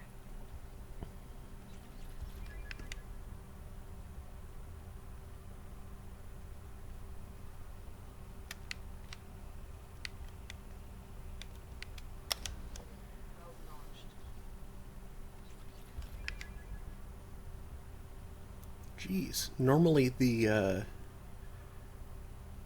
good range seems so narrow as it skips from rich to moderate so much, but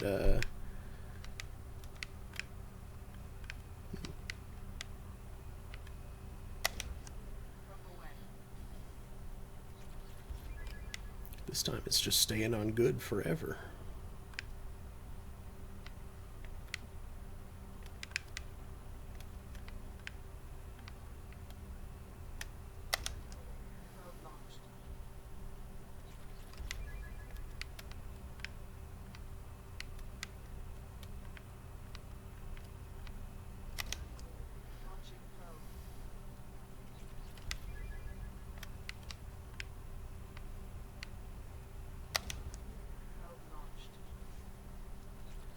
There.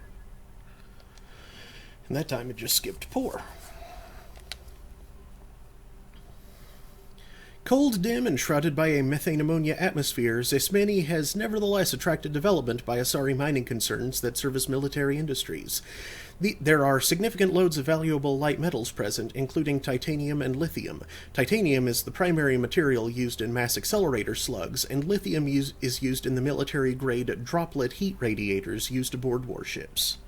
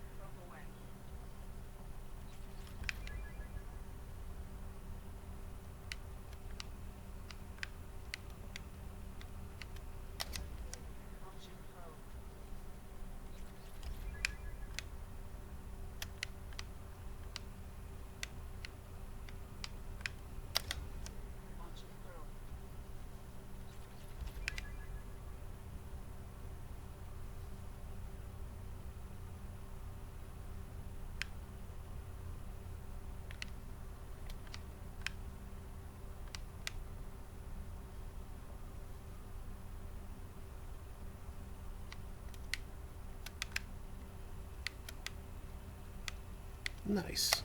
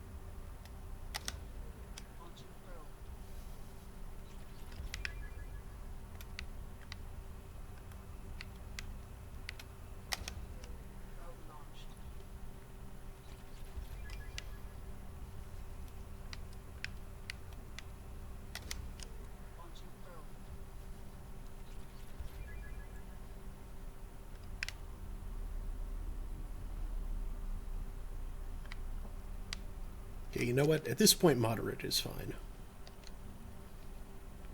I just want to scan this one. Though nearly the size of Earth, Asaria contains only 28% of its mass. It has a trace atmosphere of neon and molecular nitrogen, but the predominant carbon dioxide has long since frozen and fallen to the surface as frost. While Asaria has a core of heavy metals, the bulk of the planet's volume consists of water ice. Several unique forms of long-chain carbon molecules have been recovered on the surface, pushed up from beneath the ice by cryovolcanic processes. Asaria has a large rocky moon, compositionally similar to Luna.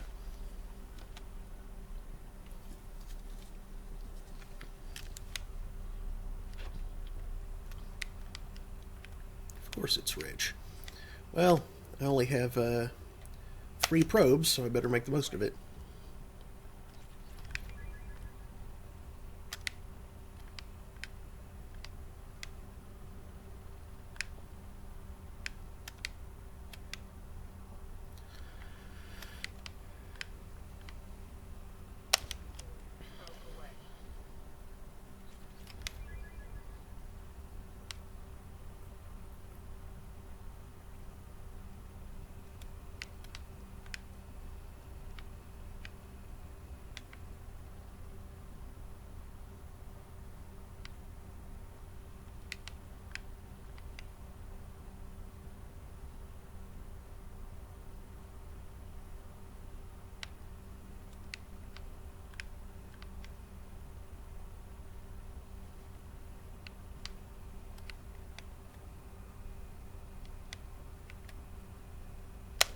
There. And it's still rich. But whatever.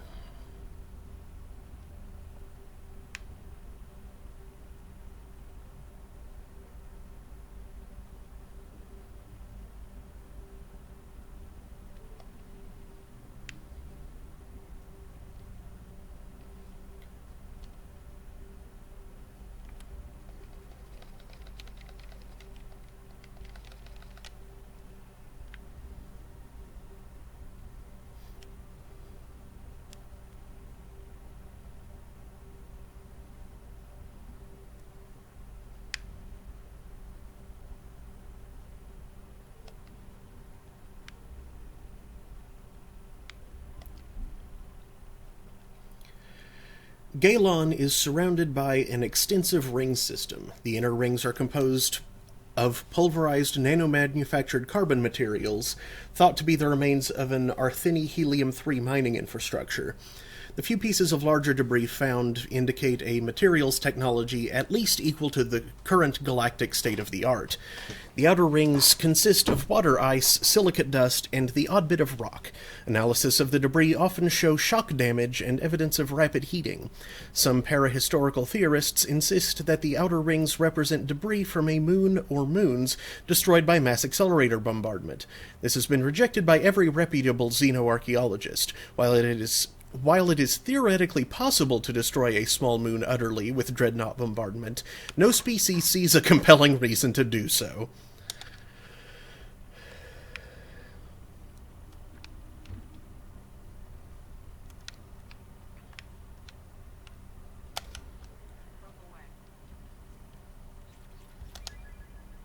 Okay.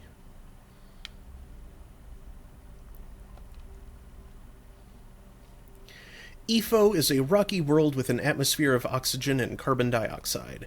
There are large craters scattered across its surface, obviously from hypervelocity kinetic impactors. Stretching between these locations are the shattered remains of magnetic levitation rail lines, which strongly suggest the craters represent the former locations of Arthini mining outposts or other settlements.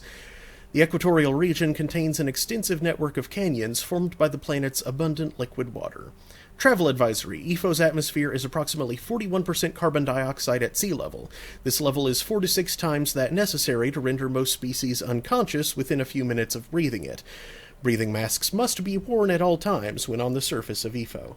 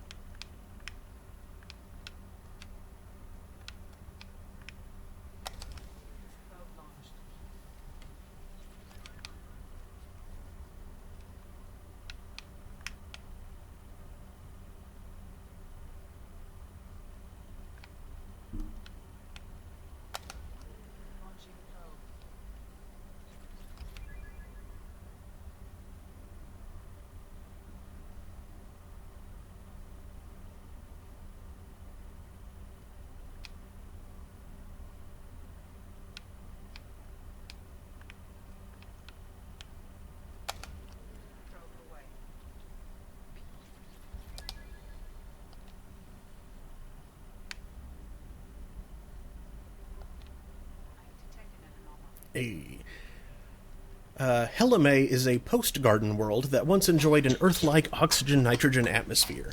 It is still blessed with plentiful water, but a generally cold climate and extreme seasonal shifts courtesy of a 38-degree axial tilt. Helime is thought to be the homeworld of the Arthin, a spacefaring species which disappeared approximately 300,000 years ago. Precisely what happened to Helime is still under debate. It appears a global extinction occurred, wiping out all native animal life forms more complex than zooplankton. Plant forms were not affected, but the lack of oxygen-breathing life caused oxygenation of the atmosphere. Plant life was reduced after lightning storms ignited global wildfires. The leading theory for Helime's devastation is an out-of-control biological weapon. For this reason, landing is strictly prohibited. The corporations of Ilium have emplaced a network of quarantine satellites to dissuade would-be looters from landing in the crumbling cities.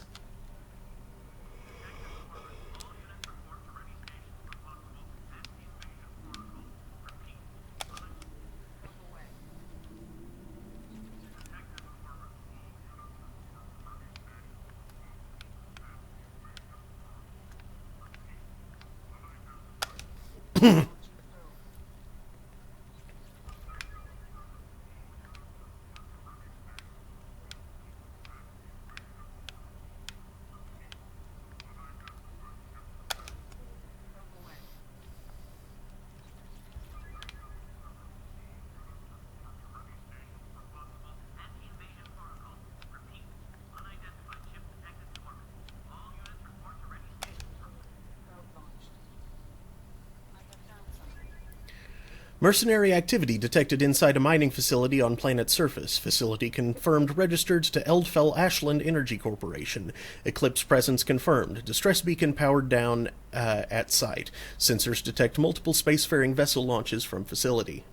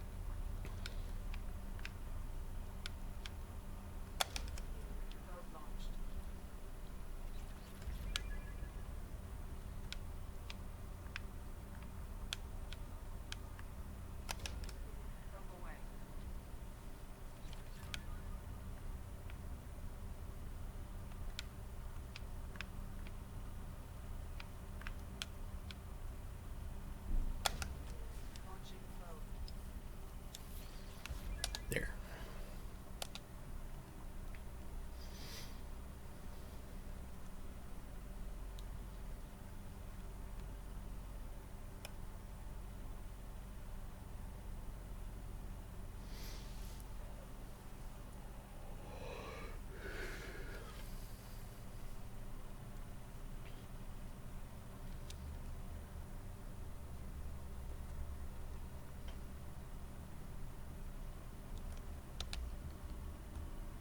Let's bring these two again.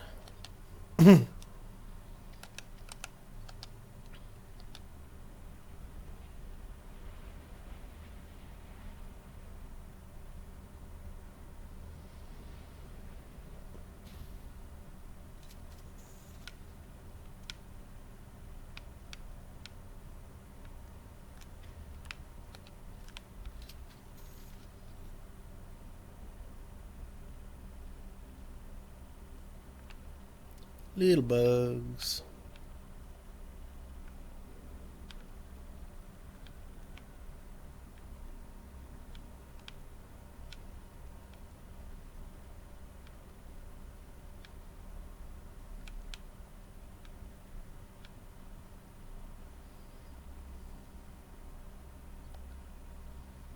Cargo ship Terralan docked and received a large shipment of resources en route to a facility in the Dranic system. Terralan requested escort for the shipment, claiming pirate activity along the route.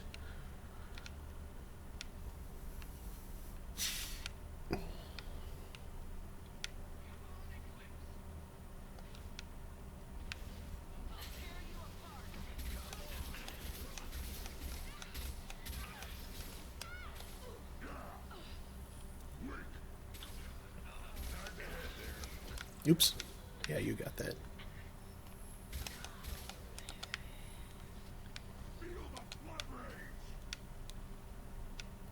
You're a little late for that. Oh, jeez. Eclipse.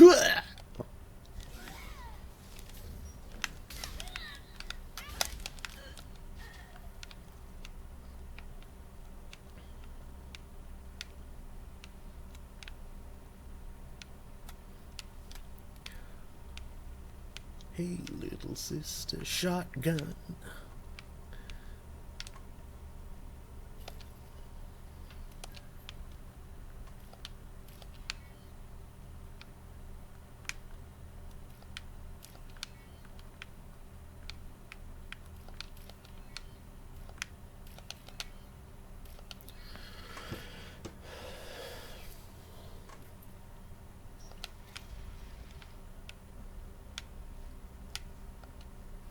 Alert! We are under mercenary attack. Escort civilians to crew quarters, then return to the work area to protect the main computer at all costs.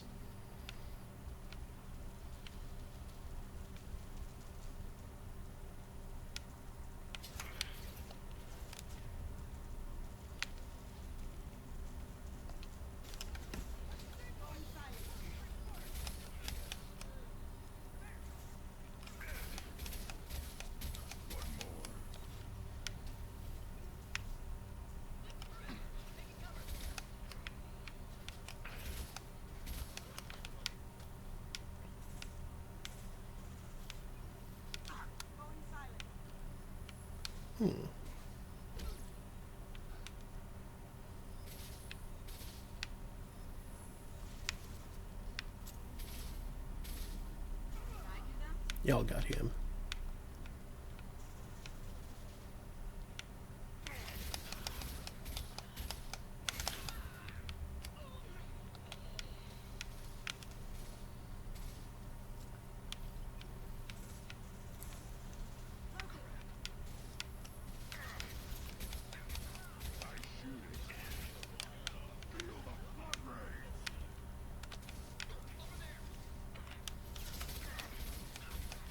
Who's shooting through the wall at me?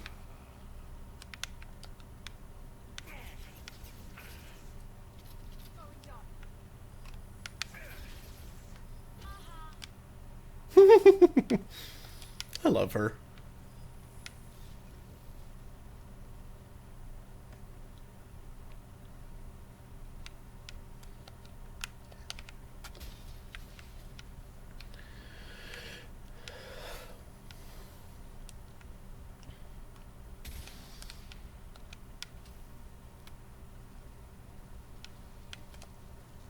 Go back and check that other path.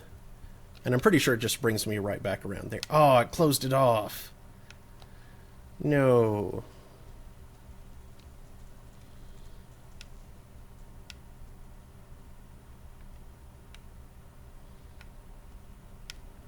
Well, maybe I can still get around this way.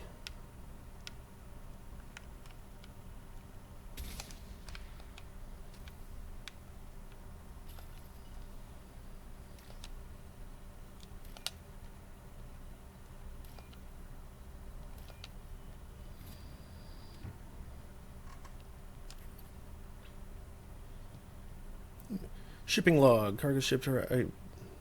yeah, I said... decrypting.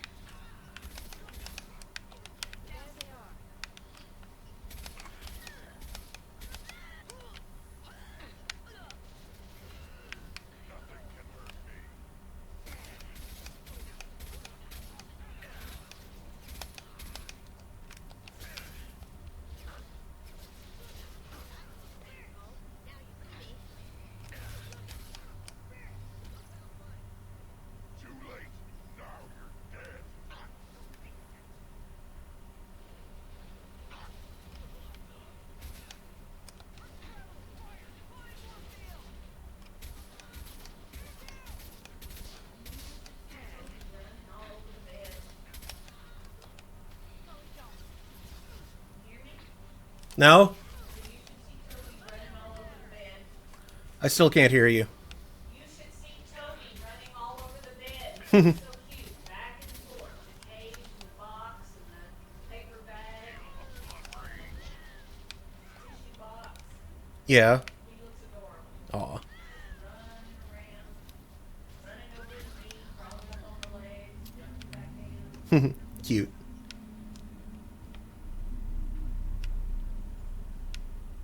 Come up when you're done. Okay.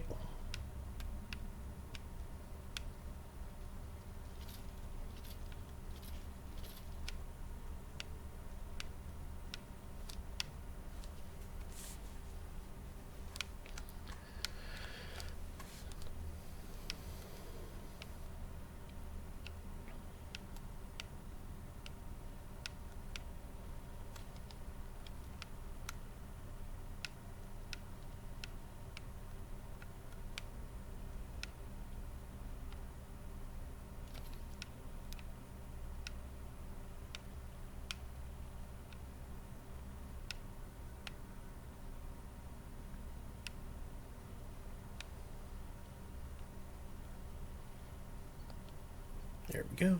The decrypted data is incomplete. Further details are required to trace Taralan's location. The data has been sent to Cerberus for further analysis. Well, okay. And I think I've pretty well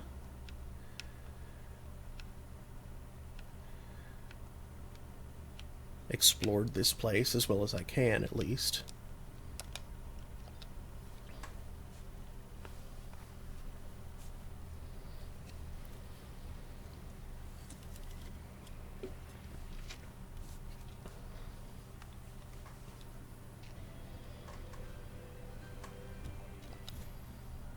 $15K, not bad.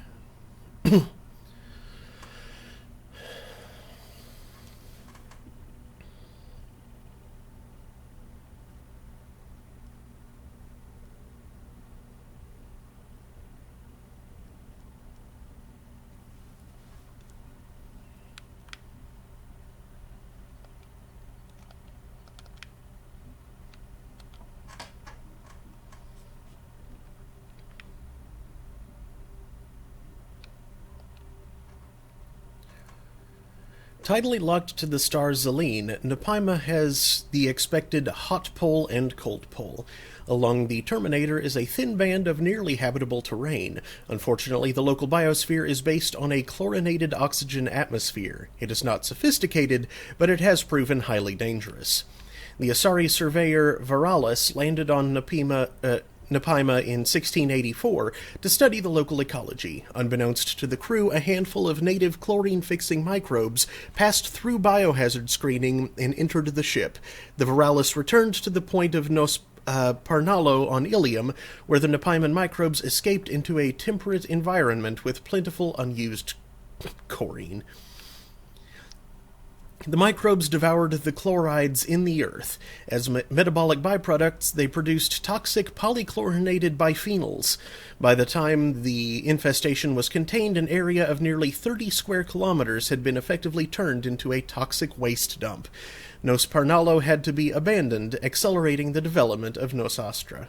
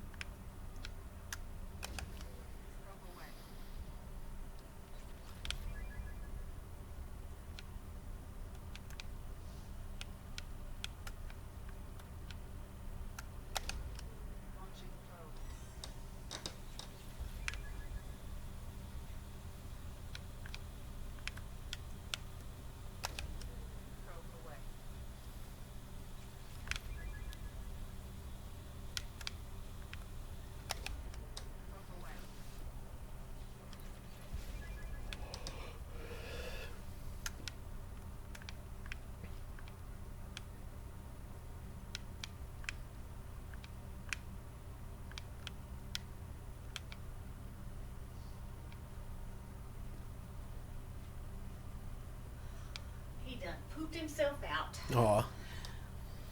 So much running around, now he's napping up in the top hammock. Aw.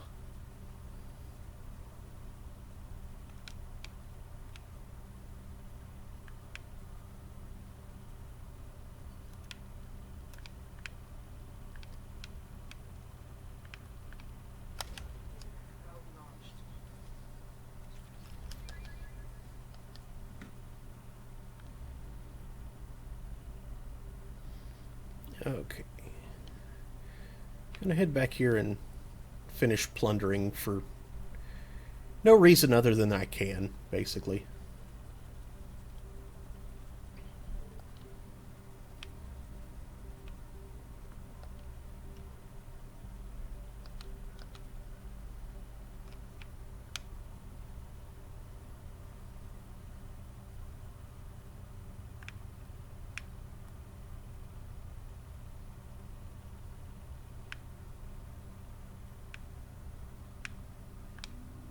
No, actually, I think.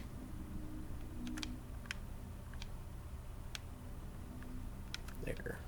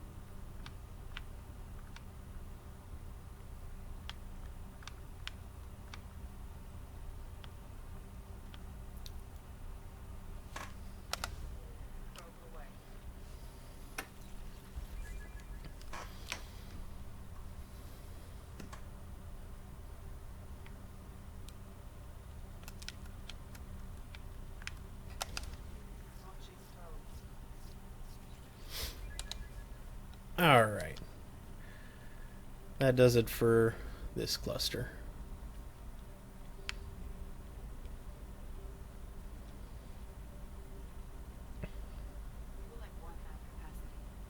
Don't worry about it.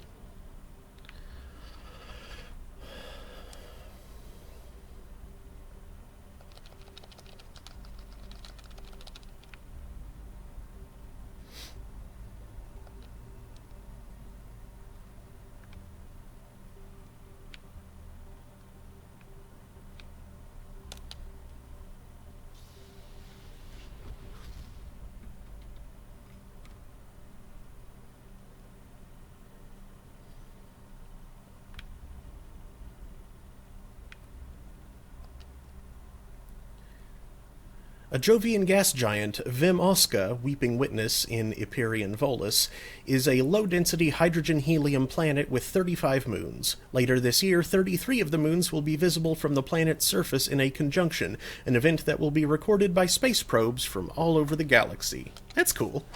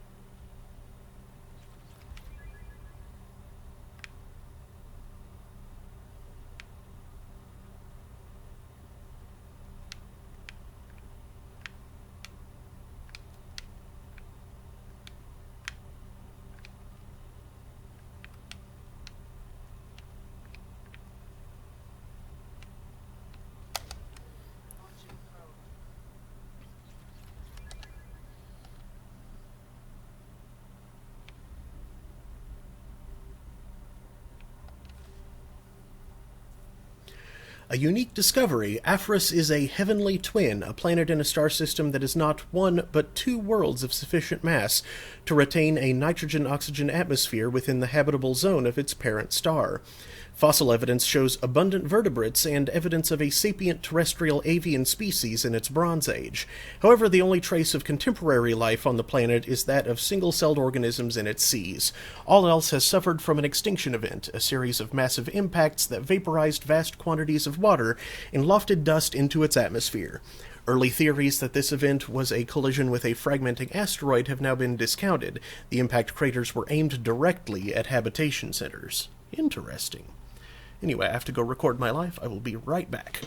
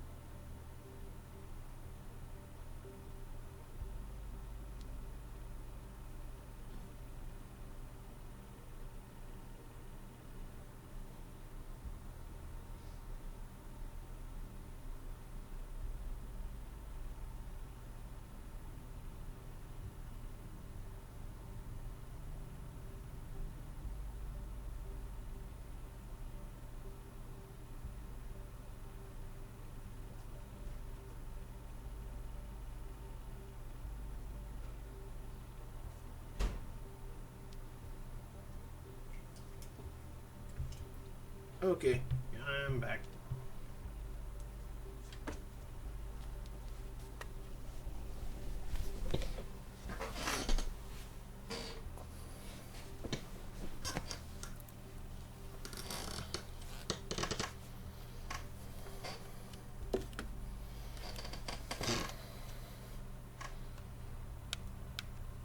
Well, that's a nice spot to start on.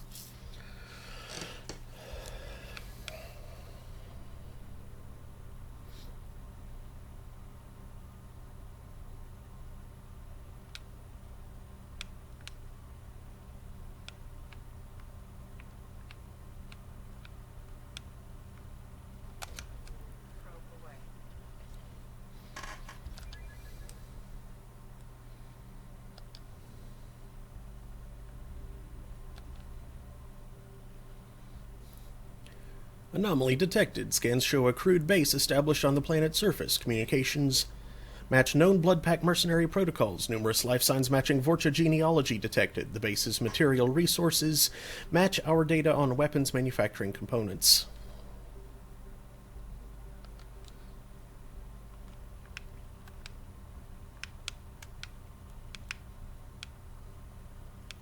Ooh.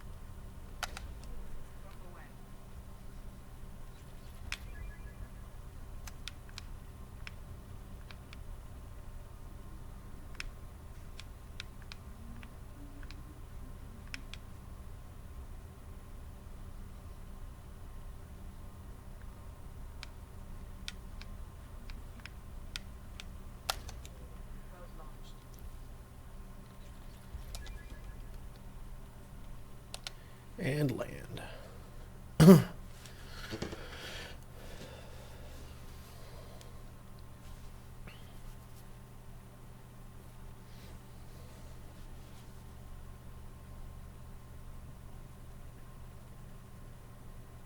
Okay, if I'm dealing with Vorcha,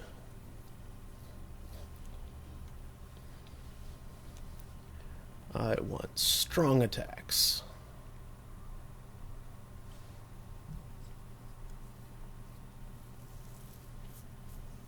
So let's bring her. Your window's up.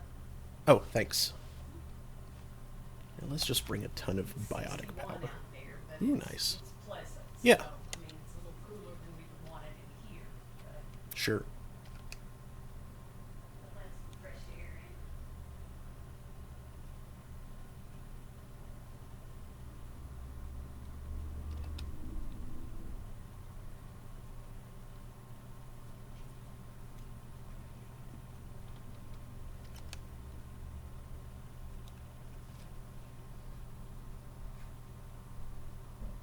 Ooh, that'll be real good.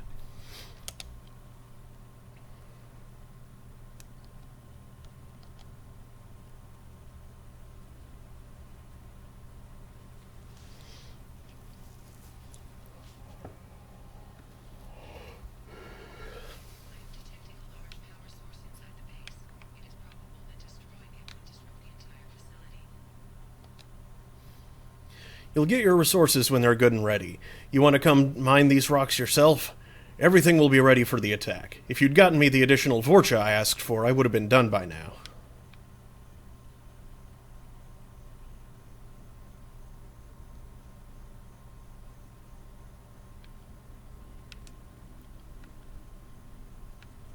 This is a pretty place.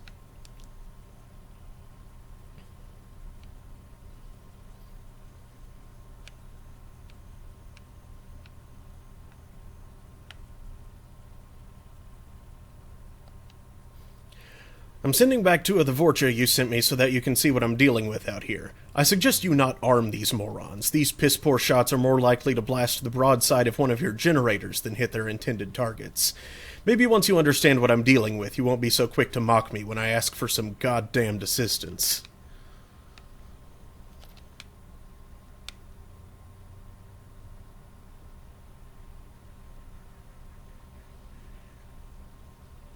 I hear Vorcha somewhere. Possibly there. Yep. Well.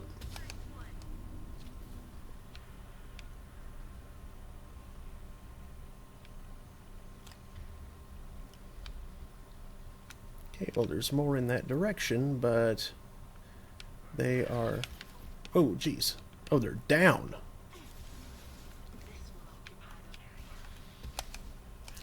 Dang it.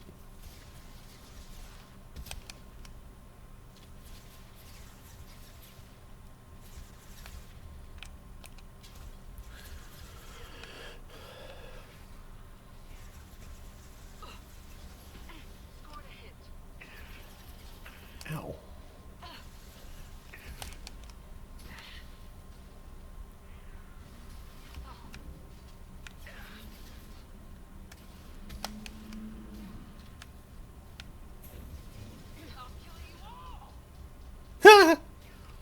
Nice.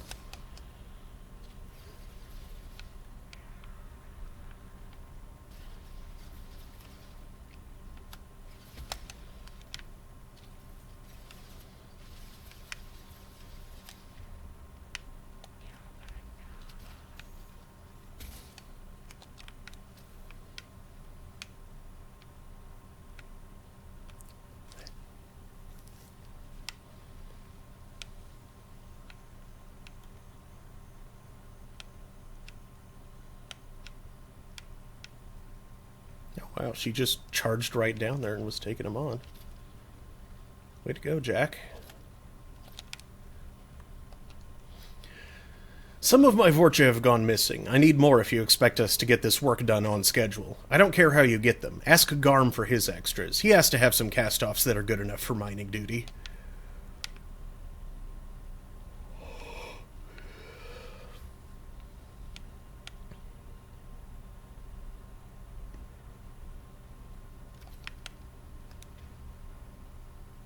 No, there they are.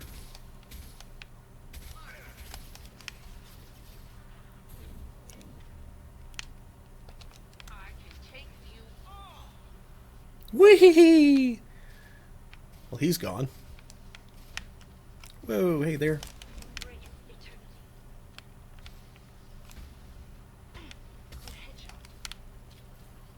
Good hedgehog. I'll kill you all.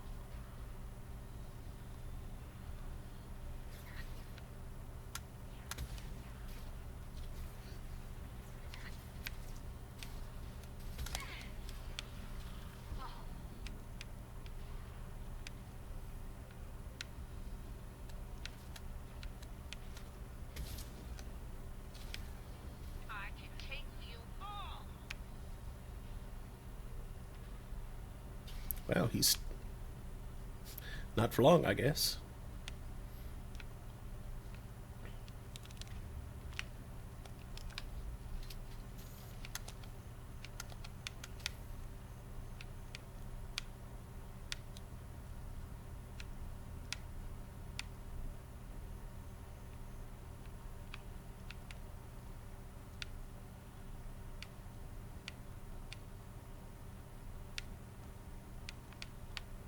Hey, wait.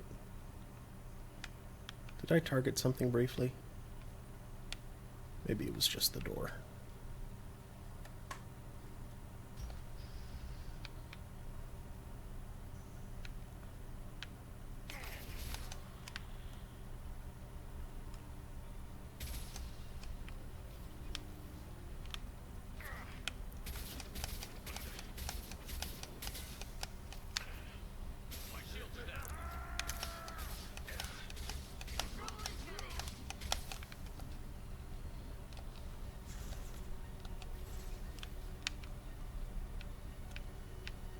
Destroy you.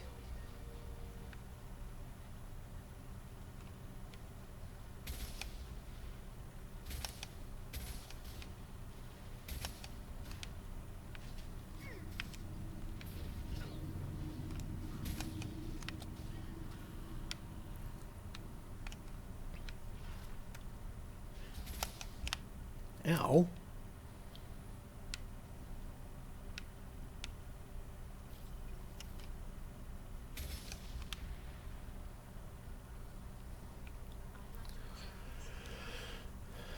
Examine what? We should get out of here. Oh, you are right. You are very right.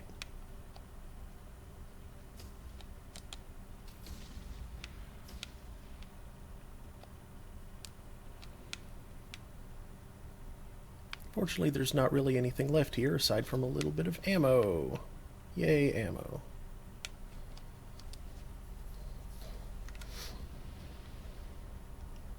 How nice of it to wait for me. Now what's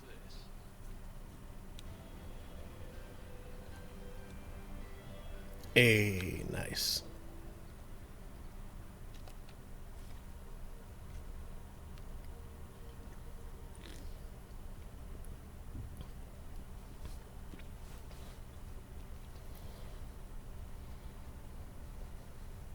Hello, Vince. Come here, buddy.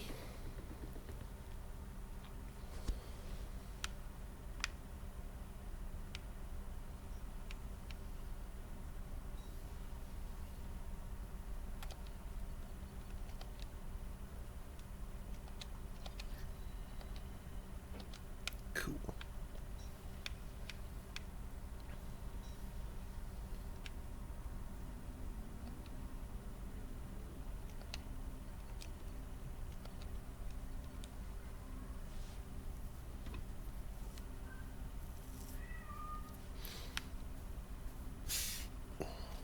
I think I'll switch to that for a little bit.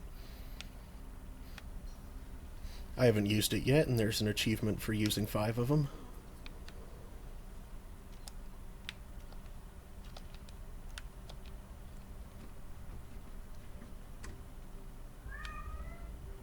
Meow. The sister tragedy to the extinction event on Aphris, Tosel Nim was the rarest of jewels, a second garden planet within the same life zone as Aphris. Not as old as its sister planet, its fossil evidence indicates it was home to abundant invertebrate sea life. However, similar craters to those on Aphris created a dust shroud that killed 99% of biota on the planet. The even spacing of the craters indicates a coordinated, simultaneous attack from points around the globe, rather than an asteroid collision or supervolcanic scenario.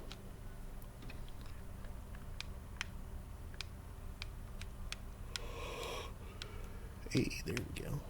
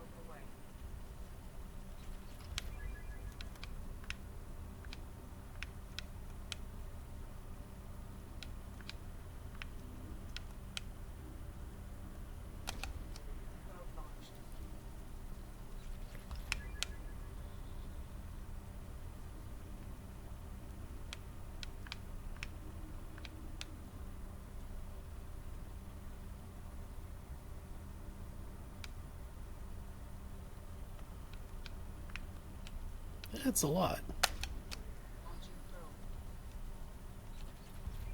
And there we go.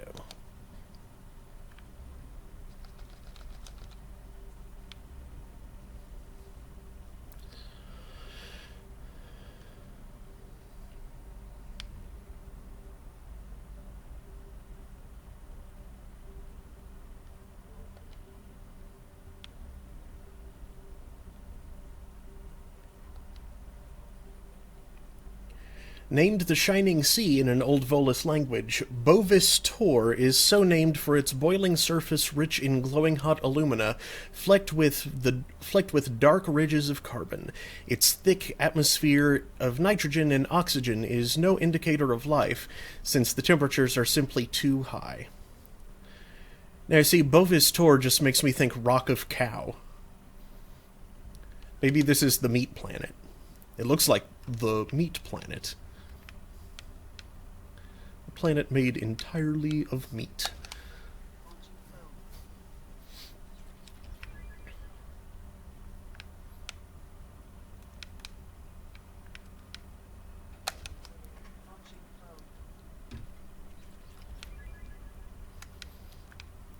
I need to watch The Meat Planet again. That thing is hilarious.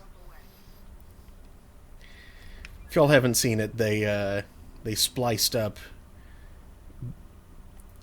bits of Carl Sagan narrating Cosmos into him talking about a planet made entirely of meat.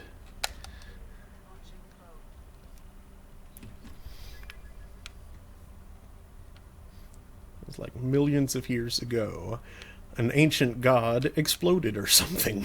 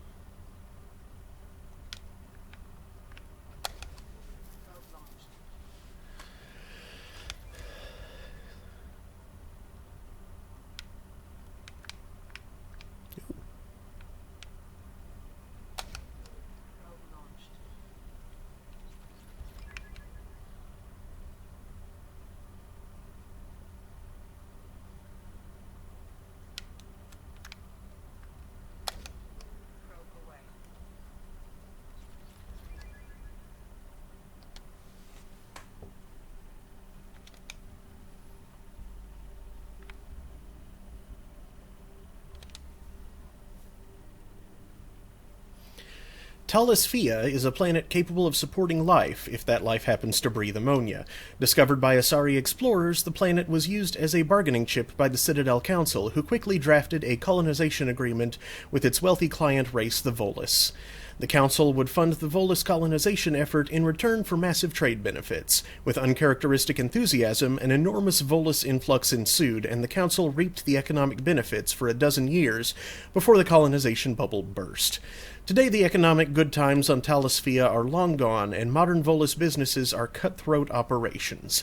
Piracy is a grave threat to shipping, as well-armed criminals see the Volus as easy prey.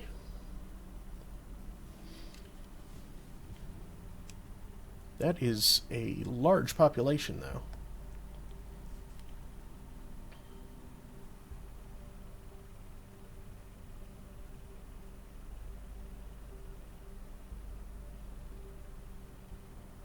Okay, cool. That thing is working. I just realized I forgot to test and make sure that I was actually on and being hosted. Wow. That's a nice starting point.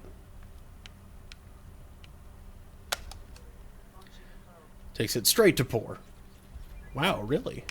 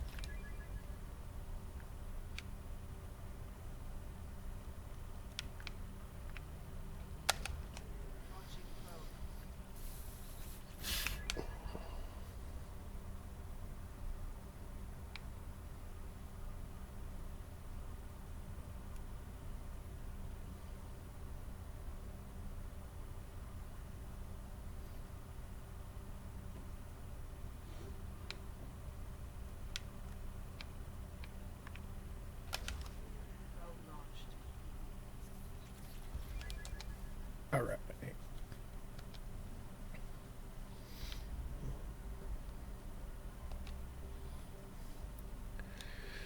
An ice giant, Dozatab Skywarden, has a bluish tinge from its hydrogen-methane atmosphere. Its axial tilt causes its seasons to vary wildly in temperature.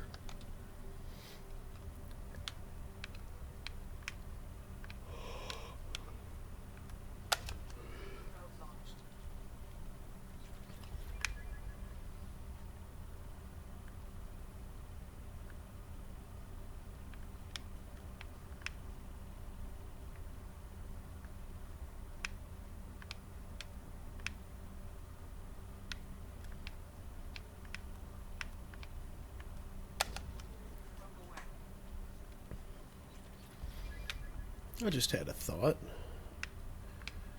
With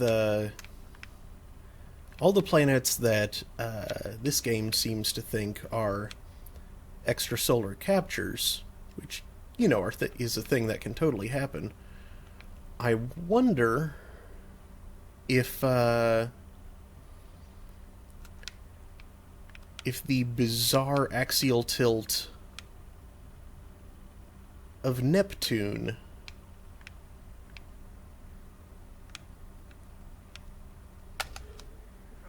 if that's something that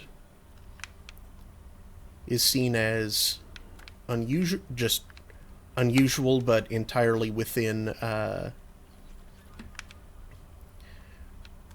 within the parameters of planet formation, or if it's believed to be a capture like that as well. I'll have to look that up later. Or if anybody's watching, y'all can look it up now and let me know. And now's as good a time as any to remind you that I'm not actually watching my own channel's chat, because I don't really have the means to watch that channel and the other community channels at once, because I haven't... our multi-point bridge system is only connecting the community channel and the community Discord. So if you're watching on my channel, head over to the channel Radio PSI, which is hosting me right now, and then if you say anything, I will actually be able to see it and respond. Ow, my foot. Cramp. Ow. That was unpleasant.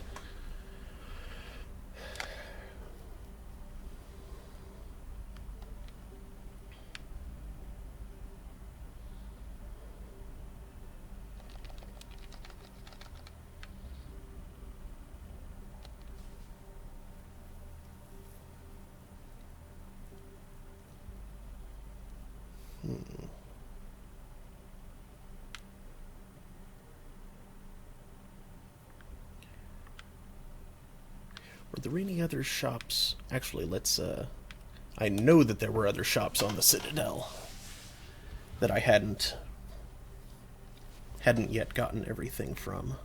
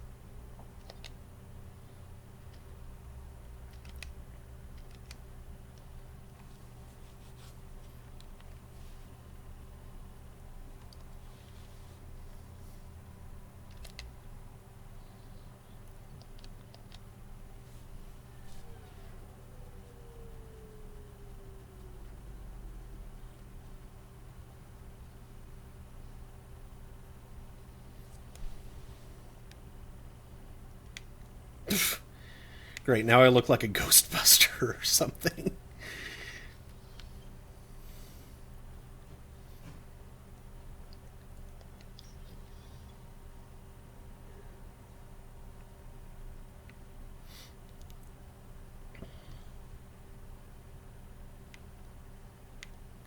Explorers ships have reported seeing vessels of an unknown make. A few silhouette strongly resembles ancient Ragnar ship profiles. A few ships cited have been small scouting vessels that rapidly retreated.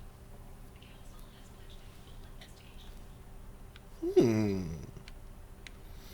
Probably not actually Rachni. Sources say that the Asari Shaira, more commonly known as the Consort, may be leaving the Citadel after years of bad press and rumors of intelligence leaks.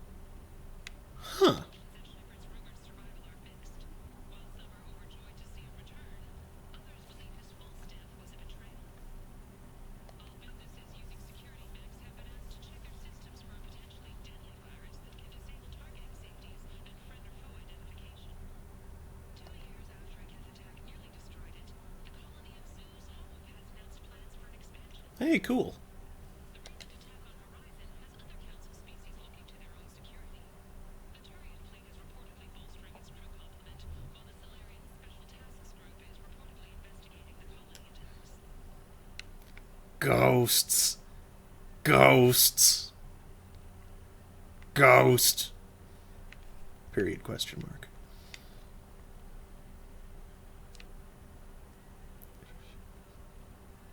Wilson's mercenaries in the Taurus system took heavy losses fighting against Commander Shepard.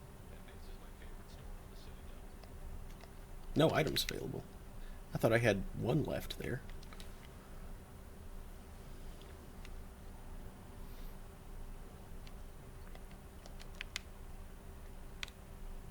Good day, Susan. Welcome to the Server Foundation outlet on Zakira board. I couldn't help but notice your prices. They seem a bit steep. With respect, the Foundation is not concerned with profits. A portion of our sales funds research. You know what would make your services more popular? An endorsement from the man who defeated Sarah. Oh my! You are Shepard, aren't you? I would be glad to give you my employee discount if you would do that for us. It's a deal. Just go into my console here. I'm Commander Shepard, and this is my favorite store on the Citadel. I'll look into our advertising at once. Thank you. Dim Paragon points. I wonder if that unlocked anything new here. Nope.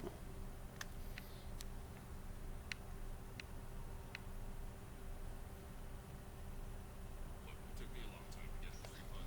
Decision.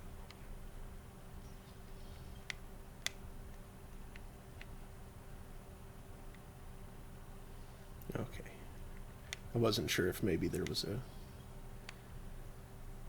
like a kiosk or something back there. I forgot. Send me here. Come on.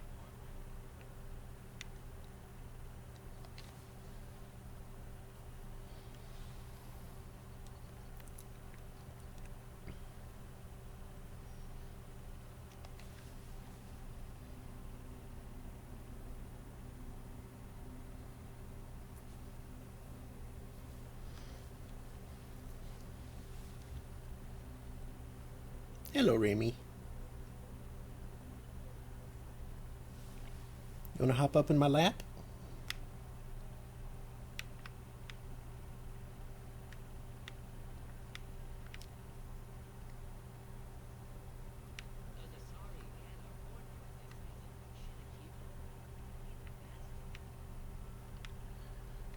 What? Tentacle porn? Of course they'd sell that in Shinakiba. 50-50-50.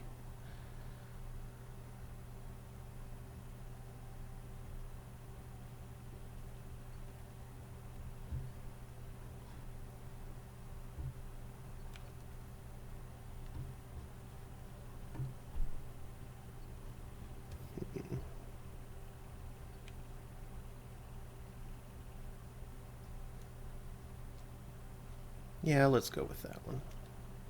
This should come in handy. Can almost afford another one, but not quite.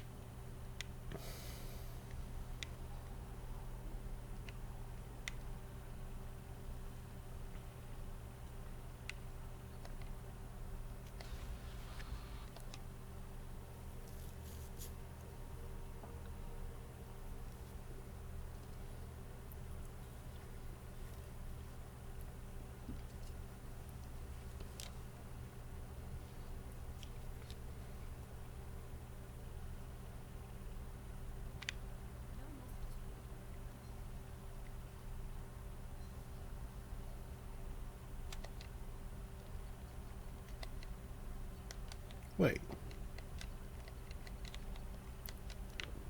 Did that just outright buy it? I don't have to research it? Or did it let me buy something that I already have? Because that would be lame.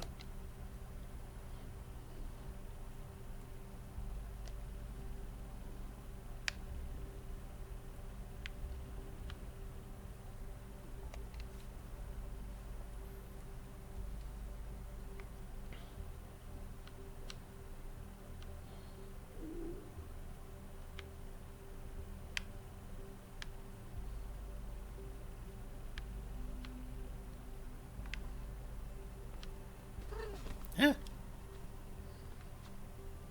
That's a good Remy.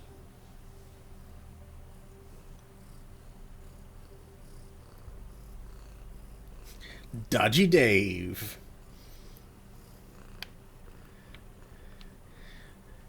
When you come in, tell them Dodgy Dave sent you. They'll chase you out. Because nobody trusts me. Whoa, Remy. She saw Vince walking past. And now she appears to be stalking him, but now is distracted by sniffing things, like the vacuum cleaner.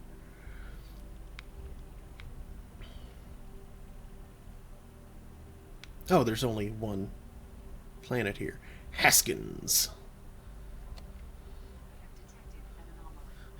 Baked in the fierce heat of a white sun, Capek is a rocky, waterless world wrapped in a haze of hydrogen and ethane.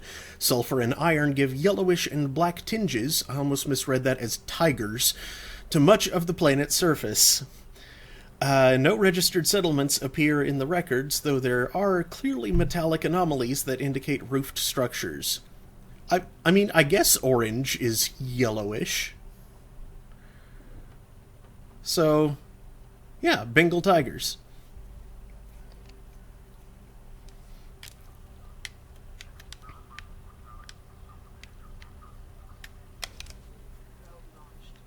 Is under... Oh, quarantine. I misheard it is under warranty. This base is under warranty. You can get a refund for whatever's wrong here. Just call the number on the back of the box, the facility box.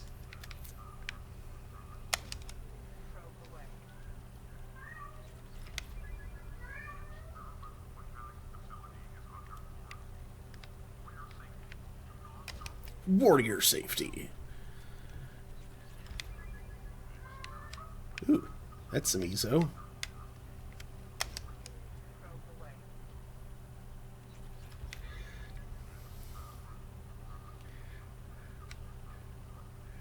But yeah, Lord Bobry, I do kind of wish they had recorded some more, some more sound bites for that, for it to actually make sense. Because, like, the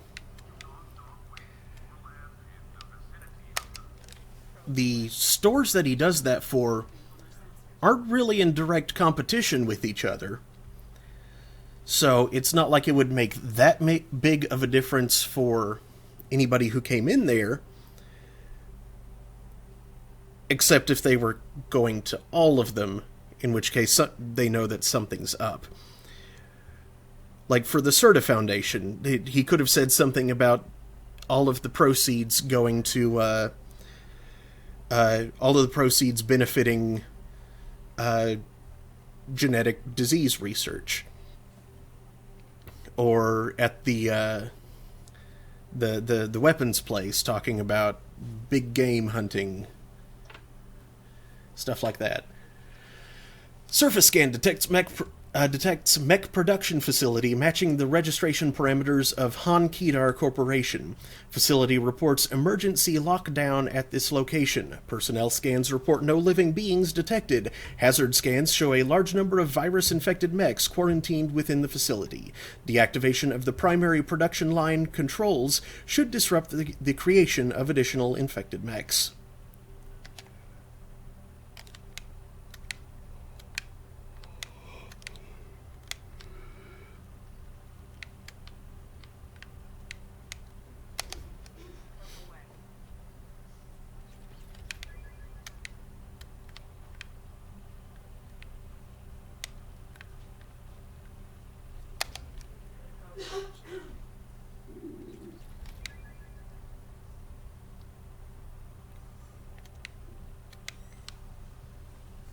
Hey, that's lucky.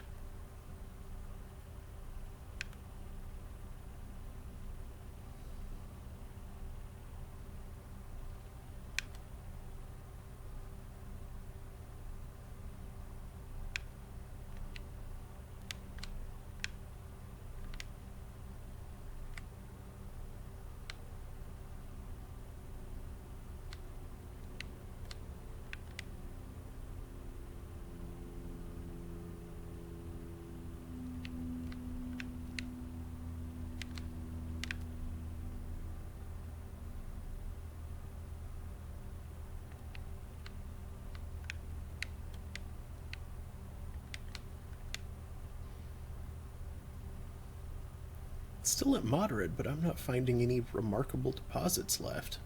Oh, there we go. Just had to complain. It's all it takes sometimes.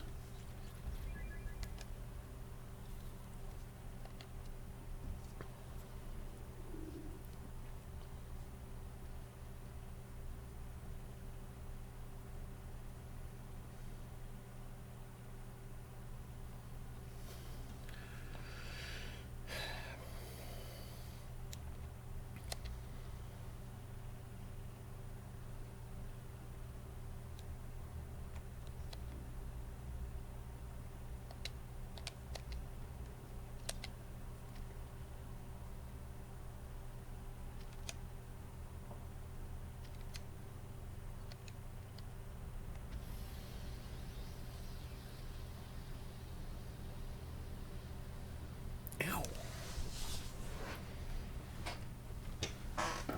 Okay. So I'm for sure going to encounter at least one Emir here. That'll be the perfect opportunity to use this heavy weapon on my back. Oh boy.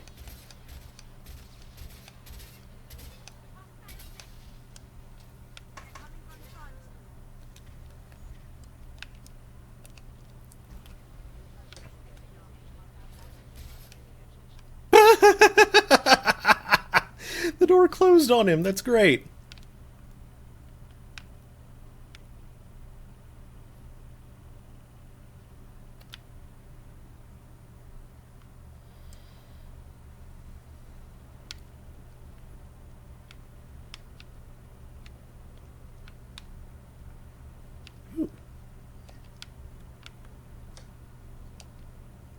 Woo. Attention all personnel, our new circuit board supplier has issued an immediate recall on the MX75524A obedience processor, which has been found to cause systematic breakdown of associated components. We have begun the search for a new supplier. Until the meantime, discontinue use of the MX75524A until further notice. Just FYI, we lost contact with the MSV Corsica. After you expressed concern, I checked the logs, and indeed the mechs and parts they picked up contained the recalled OPUs. We know the Corsica was headed for Jarahi Station in the Strabo system, but we can't seem to contact them. I hope they're all okay, but I think we've done all we can do at this point. I'm getting reports of mechs coming off our production lines and assaulting workers. Some of them seem to be self-destructing at random. Even units not initially installed with the faulty OPU are showing signs of viral infection. We're looking at a potential facility-wide catastrophe here. We are containing this as best we can, but we can't keep this suppressed much longer. When Dr. Rochelle learns about this, heads will roll. Mine will not be one of them. Dr. Rochelle has ordered a complete lockdown. You are hereby ordered to seal the production line access corridor from the rest of the facility. I realize that doing this will seal me and any workers who remain inside with the malfunctioning mechs. This does not affect your orders. It has been an honor to work with you.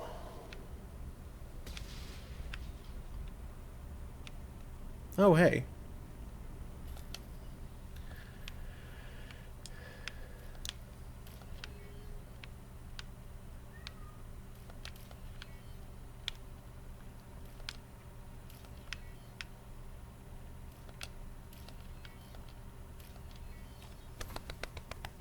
Come on over, Remy.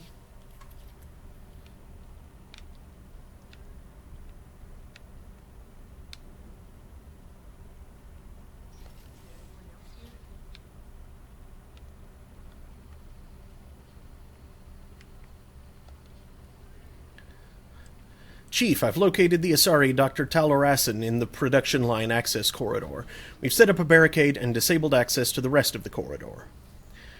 I secured Dr. Talorasan and am heading into the warehouse to access the production line control room. I'll update you once I'm in.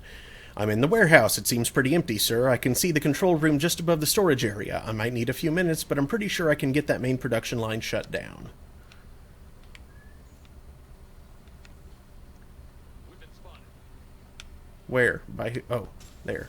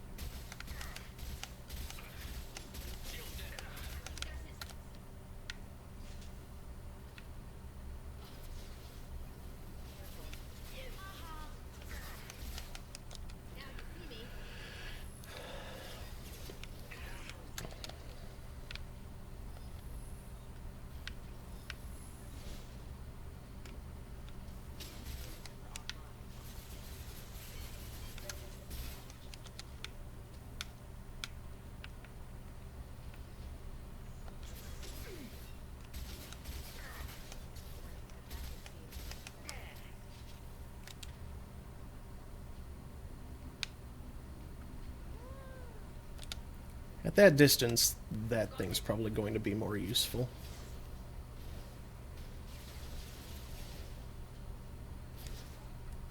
Although I had better use that again.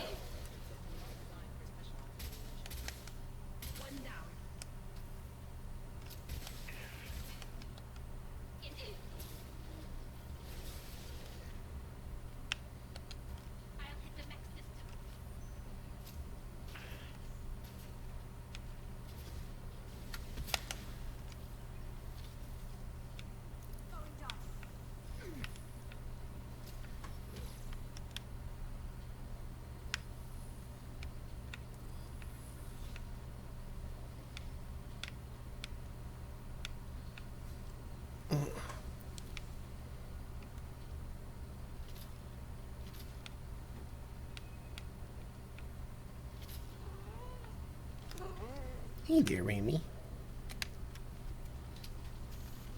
That's a sweet girl.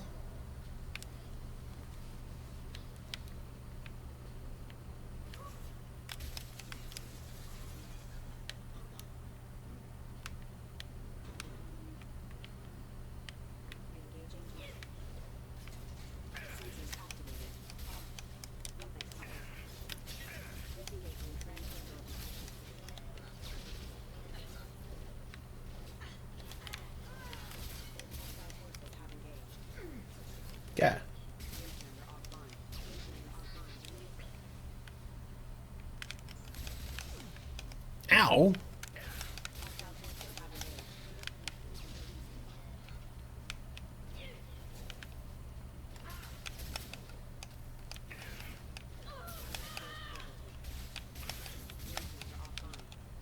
Jeez.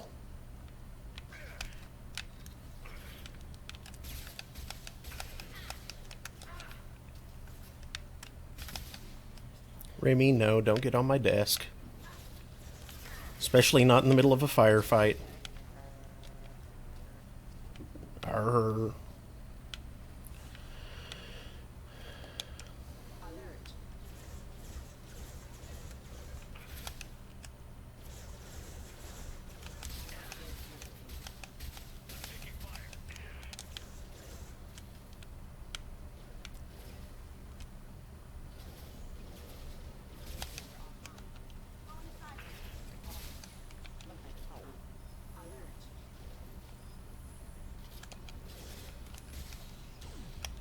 Ow.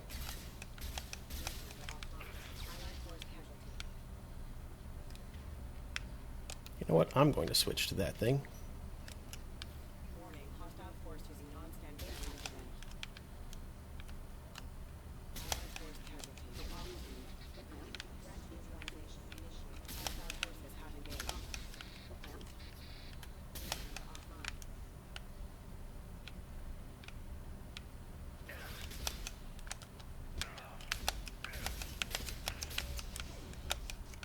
Jeez. Oh, come on. Come on. Don't do this to me. Detected.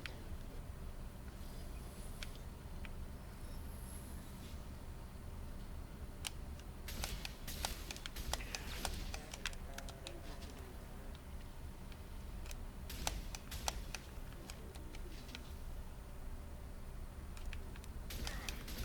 Allied force casualty.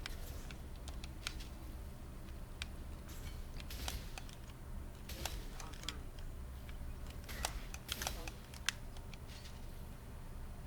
Hostile forces have engaged.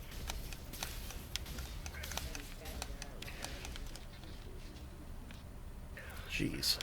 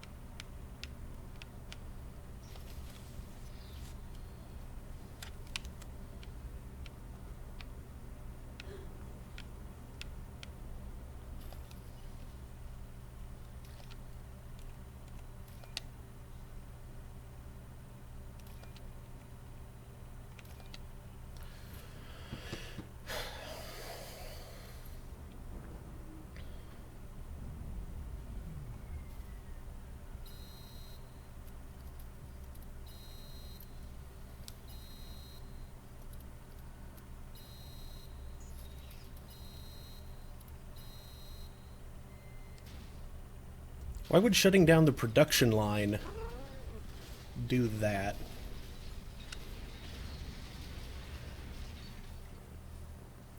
I am surprised I didn't have to fight any emirs there. Like, that would have made a lot of sense. Sweet Remy.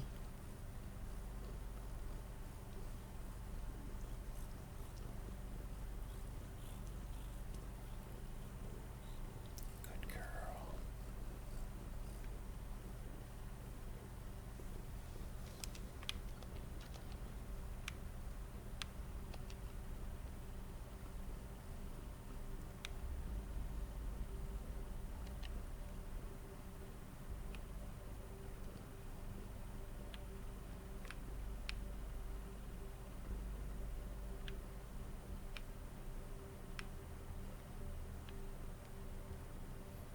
Okay, that's everything except Hawking Ada at 100%.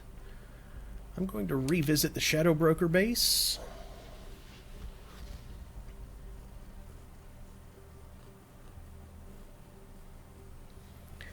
See if any of my investments have matured.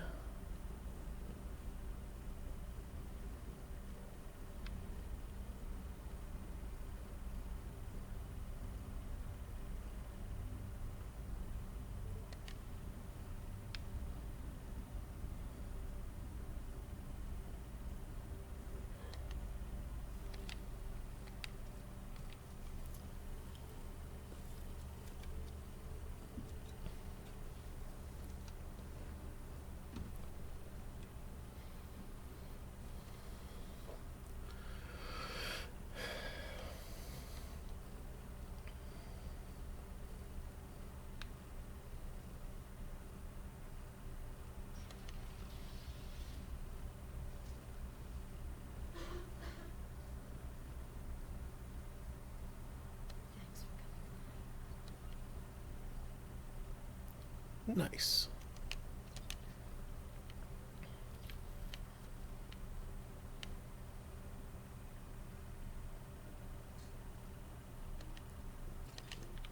Oh, nothing new there. Ah!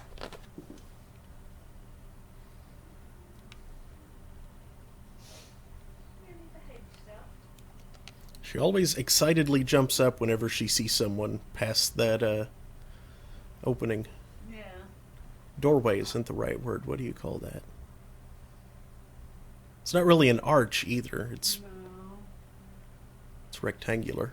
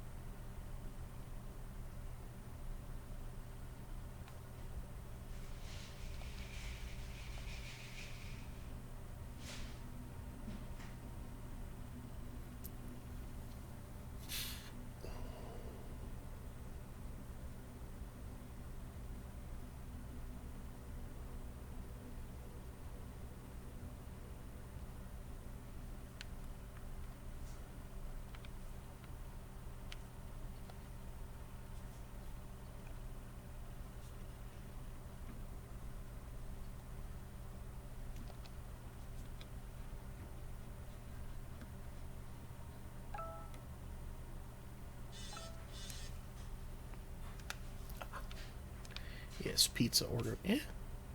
You know what? It is 6. I should probably wind this up. Especially since I'm streaming again in another 2 hours.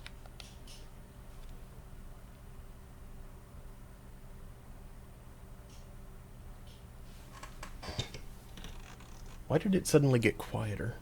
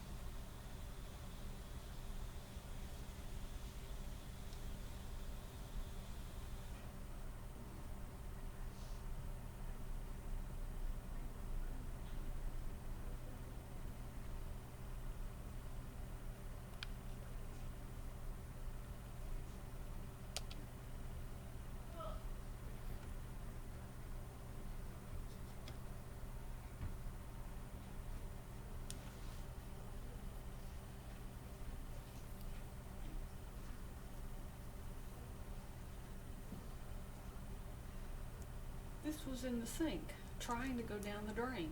Weird.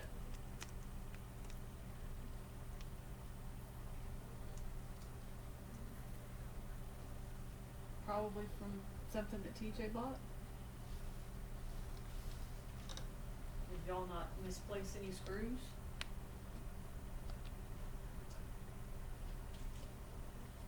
Fan?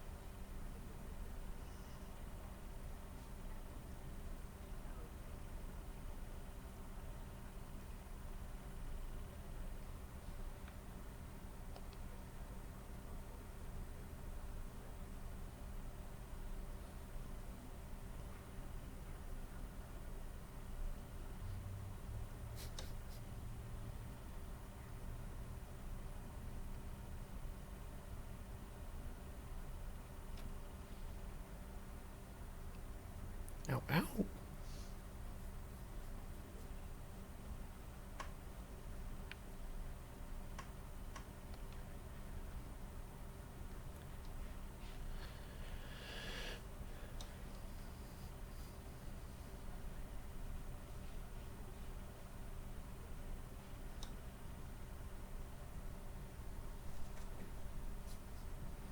Cat zoom.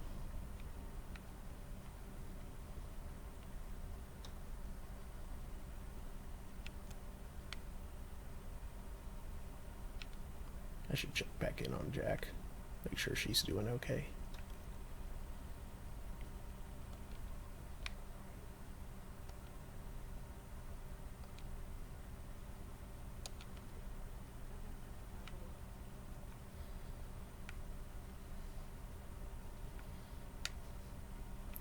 That was not an option I wanted to take.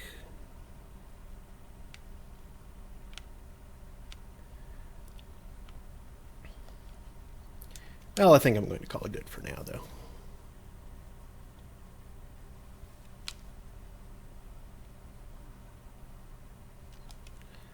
So I'm going to go ahead and save and quit. Wow, the voices got all muffled, but the UI stuff seems louder than before. So yeah, come back at 8 Eastern. I'll only be on Radio PSI this time, not on my own channel, if anybody's watching on my own channel. Normally I would be streaming Borderlands, but we are currently missing one of our players. We might just start late and do something else in the meantime. I don't know. Our group can usually make it a pretty long way without... Our group can usually go pretty late Thursday nights, so maybe that's what we'll do, and we'll just start Borderlands a bit late. But whatever we wind up doing, I'll be starting at 9 Eastern, as always. And, of course, I'll be back tomorrow at 3 Eastern for more Mass Effect. So, thank you for watching, and I'll see you later.